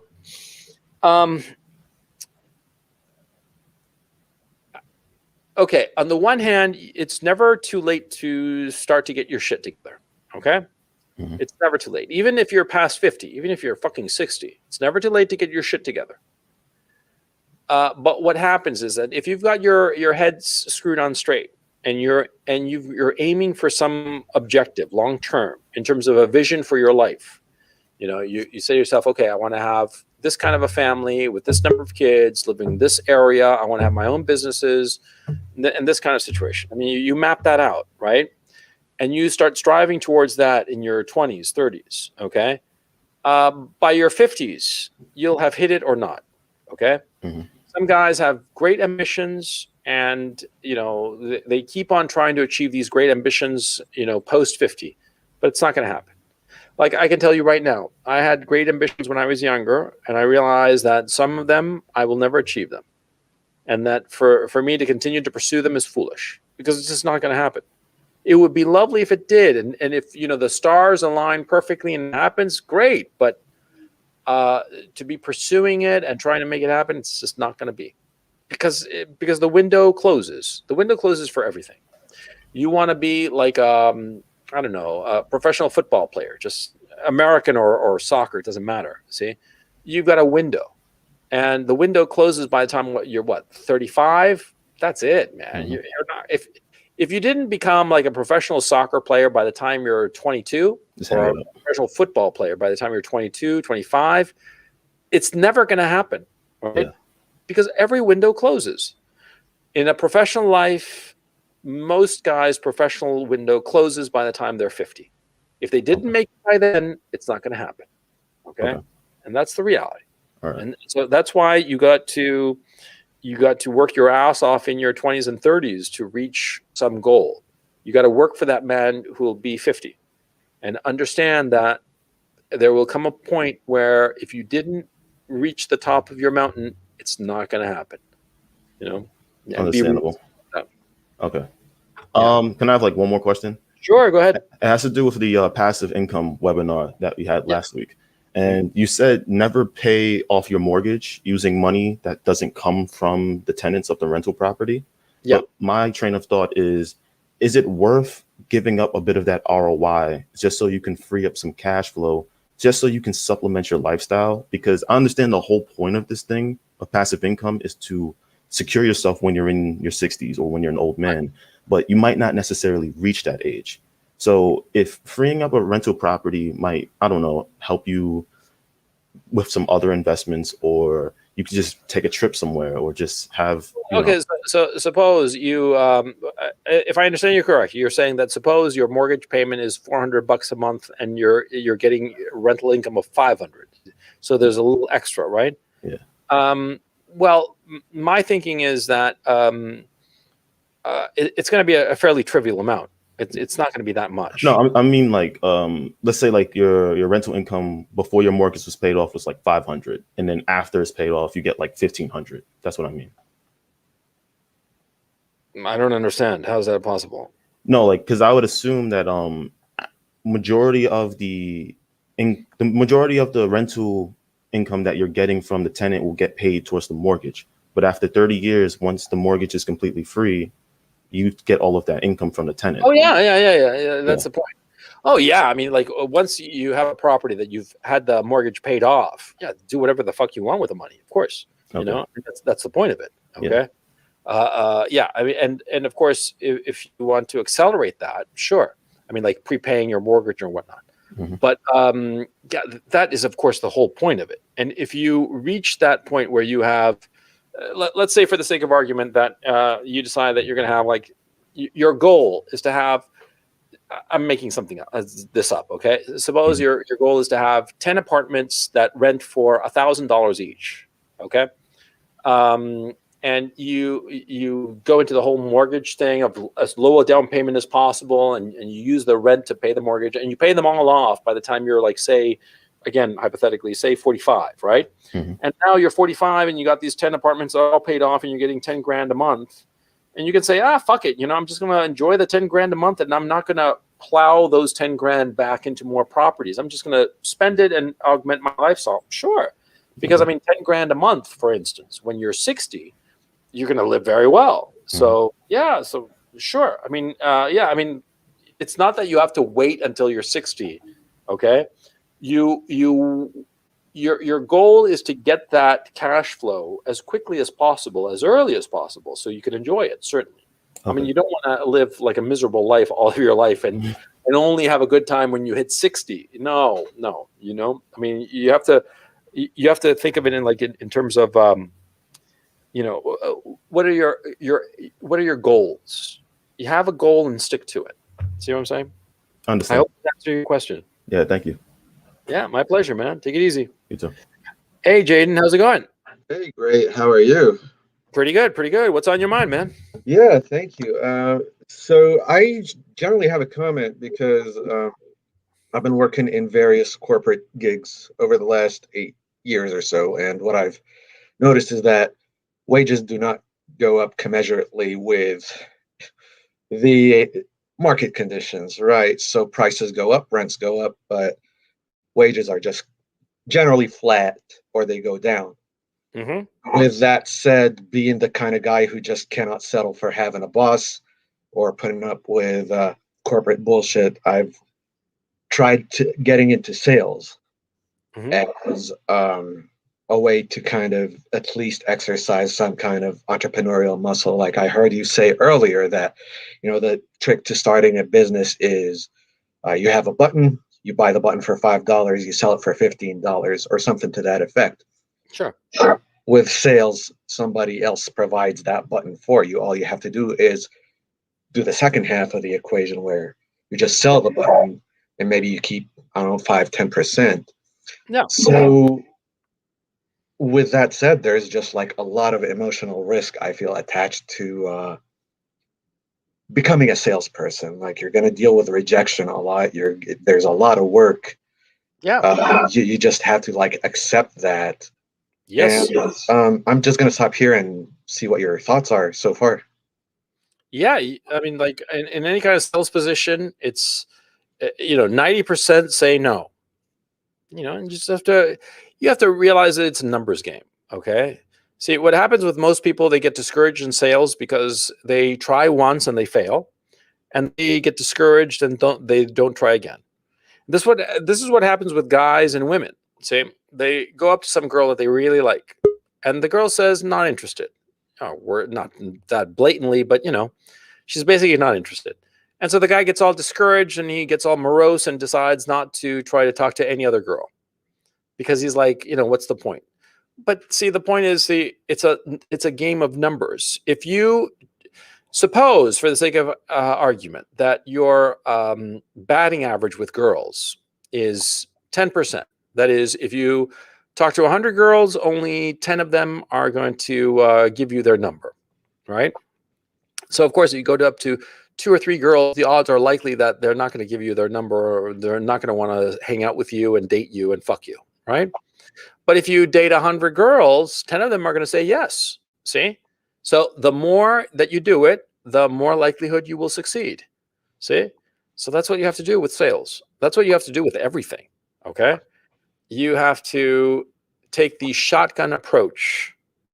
You always want to maximize the number of possibilities because you never know which one is going to hit. Okay? Some guys are incredibly lucky, and the first time at bat, they hit a home run. But that's luck. And unfortunately, what happens a lot of times to these fools who got lucky, they think it's because they're skillful. No, they just got lucky. And because it happened to them, they don't realize that the normal state of affairs is just a series of failures, constant failures until you finally succeed. I was talking to, I think it was Rich Cooper or somebody else, some guy in the Manosphere. And he was making the comment that, getting girls is sort of like jumping over a stream. Okay, the stream is say 20 feet wide, right? And you run from one bank and jump off the side and try to reach the other side. And you jump the first time and you fly, 10 feet in the air and then land in the water. You failed, right? But then you do it a second time and you jump 15 feet and you failed again, right? And then you keep on jumping and jumping and it's 16 feet, 17 feet, 18 feet, right? And you're still failing and failing, right? But you're getting closer. And what happens is that most people decide, okay, enough. I'm not going to try to jump anymore. And they don't realize how close they are to success. See? So what you have to do is that in those circumstances, you have to understand that if you are repeating the process and trying again and again with women, with sales, with anything, if you are constantly trying to correct yourself and improve your chances, eventually you're going to hit. It's just an issue of numbers. Life is a numbers game. Okay? I hope this helps. Yeah. Well, the other thing is with both sales and women, what works is people skills, and it's not something they teach you in college. You could take all the MBAs ever that exist, and they won't teach you how to just properly greet a person and, smile and shake their hand and say, hey, I authentically just want to help you, and maybe we can get something going. But well, what you have to do is go to a public speaking class. That's what you have to do. A public speaking class and reading books like Dale Carnegie's How to Win Friends and Influence People. That book is like 100 years old, literally 100 years old, and it's still relevant. Okay, and public speaking classes, yeah, definitely, that's what you should do. That'll help with that. Okay, MBA classes don't teach you that. MBA classes are for something else. Yeah. Okay. Anyway, great talking to you, Jaden. Take it easy. Appreciate it. My pleasure, and thank you so much for being on. Yeah. RM, how's it going? RM, you there? RM, I think RM is, I'm going to bring in Jeff. Jeff, how's it going? Hey, Coach, what's up? I'll be really quick here. Sure. On Friday, I caught a snippet on the news. The Democrats are hyping up this new wipe out $50,000 of student debt. And I knew it was bullshit because they have veterans in the background preaching, saying this is great. I have so much debt. I'm a veteran. I got an amazing education. They paid me a shit ton of money to do it. And they're basically bitching that they had to pay a portion of their MA or their MBA. So I think this is going to pass. It's gaining a lot of steam. I'm just wondering, like, this seems like a wealth transfer. What do you think's going to happen? They're like, just giving away all the candy of the store, man. I think it's grossly unfair. I think it's grossly unfair. And like, see, I wound up paying $18,000 worth of debt for my college education. I paid a lot less than other people because I declared myself independent, because I was a little bit older when I went to college. And so I was able to declare myself independent, and therefore, they took my tax return as my income, which is zero practically. And so that's why I got very little debt. But I paid $18,000 back in '96. I paid off my student debt. So with inflation, that's like, say, $30,000, just to make the math easy. So they should pay me $30,000, man. Fuck it. Fucking A. Yeah, I mean, I think it's grossly unfair. Okay, everybody who played the game and paid off their debt, or has been paying off their debt, and now, no, I think it's grossly unfair. Okay. You think there's a smart market play? Like, we know who's holding all this debt and who's going to be the losers. And well, no, the guys who are holding the debt, they're going to be fine. Okay, because see, that debt is like the best fucking investment, because see, it's guaranteed by the government. You can't discharge it in bankruptcy. Well, it depends on the loan, because some are guaranteed by the government, but none of these debts, education debts, can be discharged in bankruptcy. So one way or the other, any bondholder in education debt is always going to get paid. Okay, that's why it's a great investment, safer than treasuries, and yields better too. But like, how to win off of this thing, I don't know. I hadn't heard of this, and I'd have to think it over. But I think it's really fucking unfair, and they're gonna pass it. These fuckers, they think that money grows on trees. Money printing machine go burr. Damn. Yeah. Yeah. It's gaining some steam. I was just looking it up while you were talking, and it seems like one of the first big sweeping things they're going to do to help the poor out, I guess. Help the poor out. Fuck you, man. Fuck you. Yeah. And anything else on your mind, Jeff? No, sir. I appreciate all you do, man. I'm a big fan. Keep it up, dude. Thank you so much. I appreciate it. I hope you enjoyed this broadcast, man. Always do. Thank you. Thanks. Take it easy. Okay, guys, I'm going to end now, because I've been going on for like 3 fucking hours, man. And like, if you're not tired of me talking, fucking I'm tired of me talking, right? So anyway, like I said in the Q&A part, don't get all black-pilled. Everything has a life cycle, okay? So don't get all like down in the dumps and like, America's ending. Oh, woe is me. Don't think of it in those terms. Everything has a cycle. Everything goes up and down.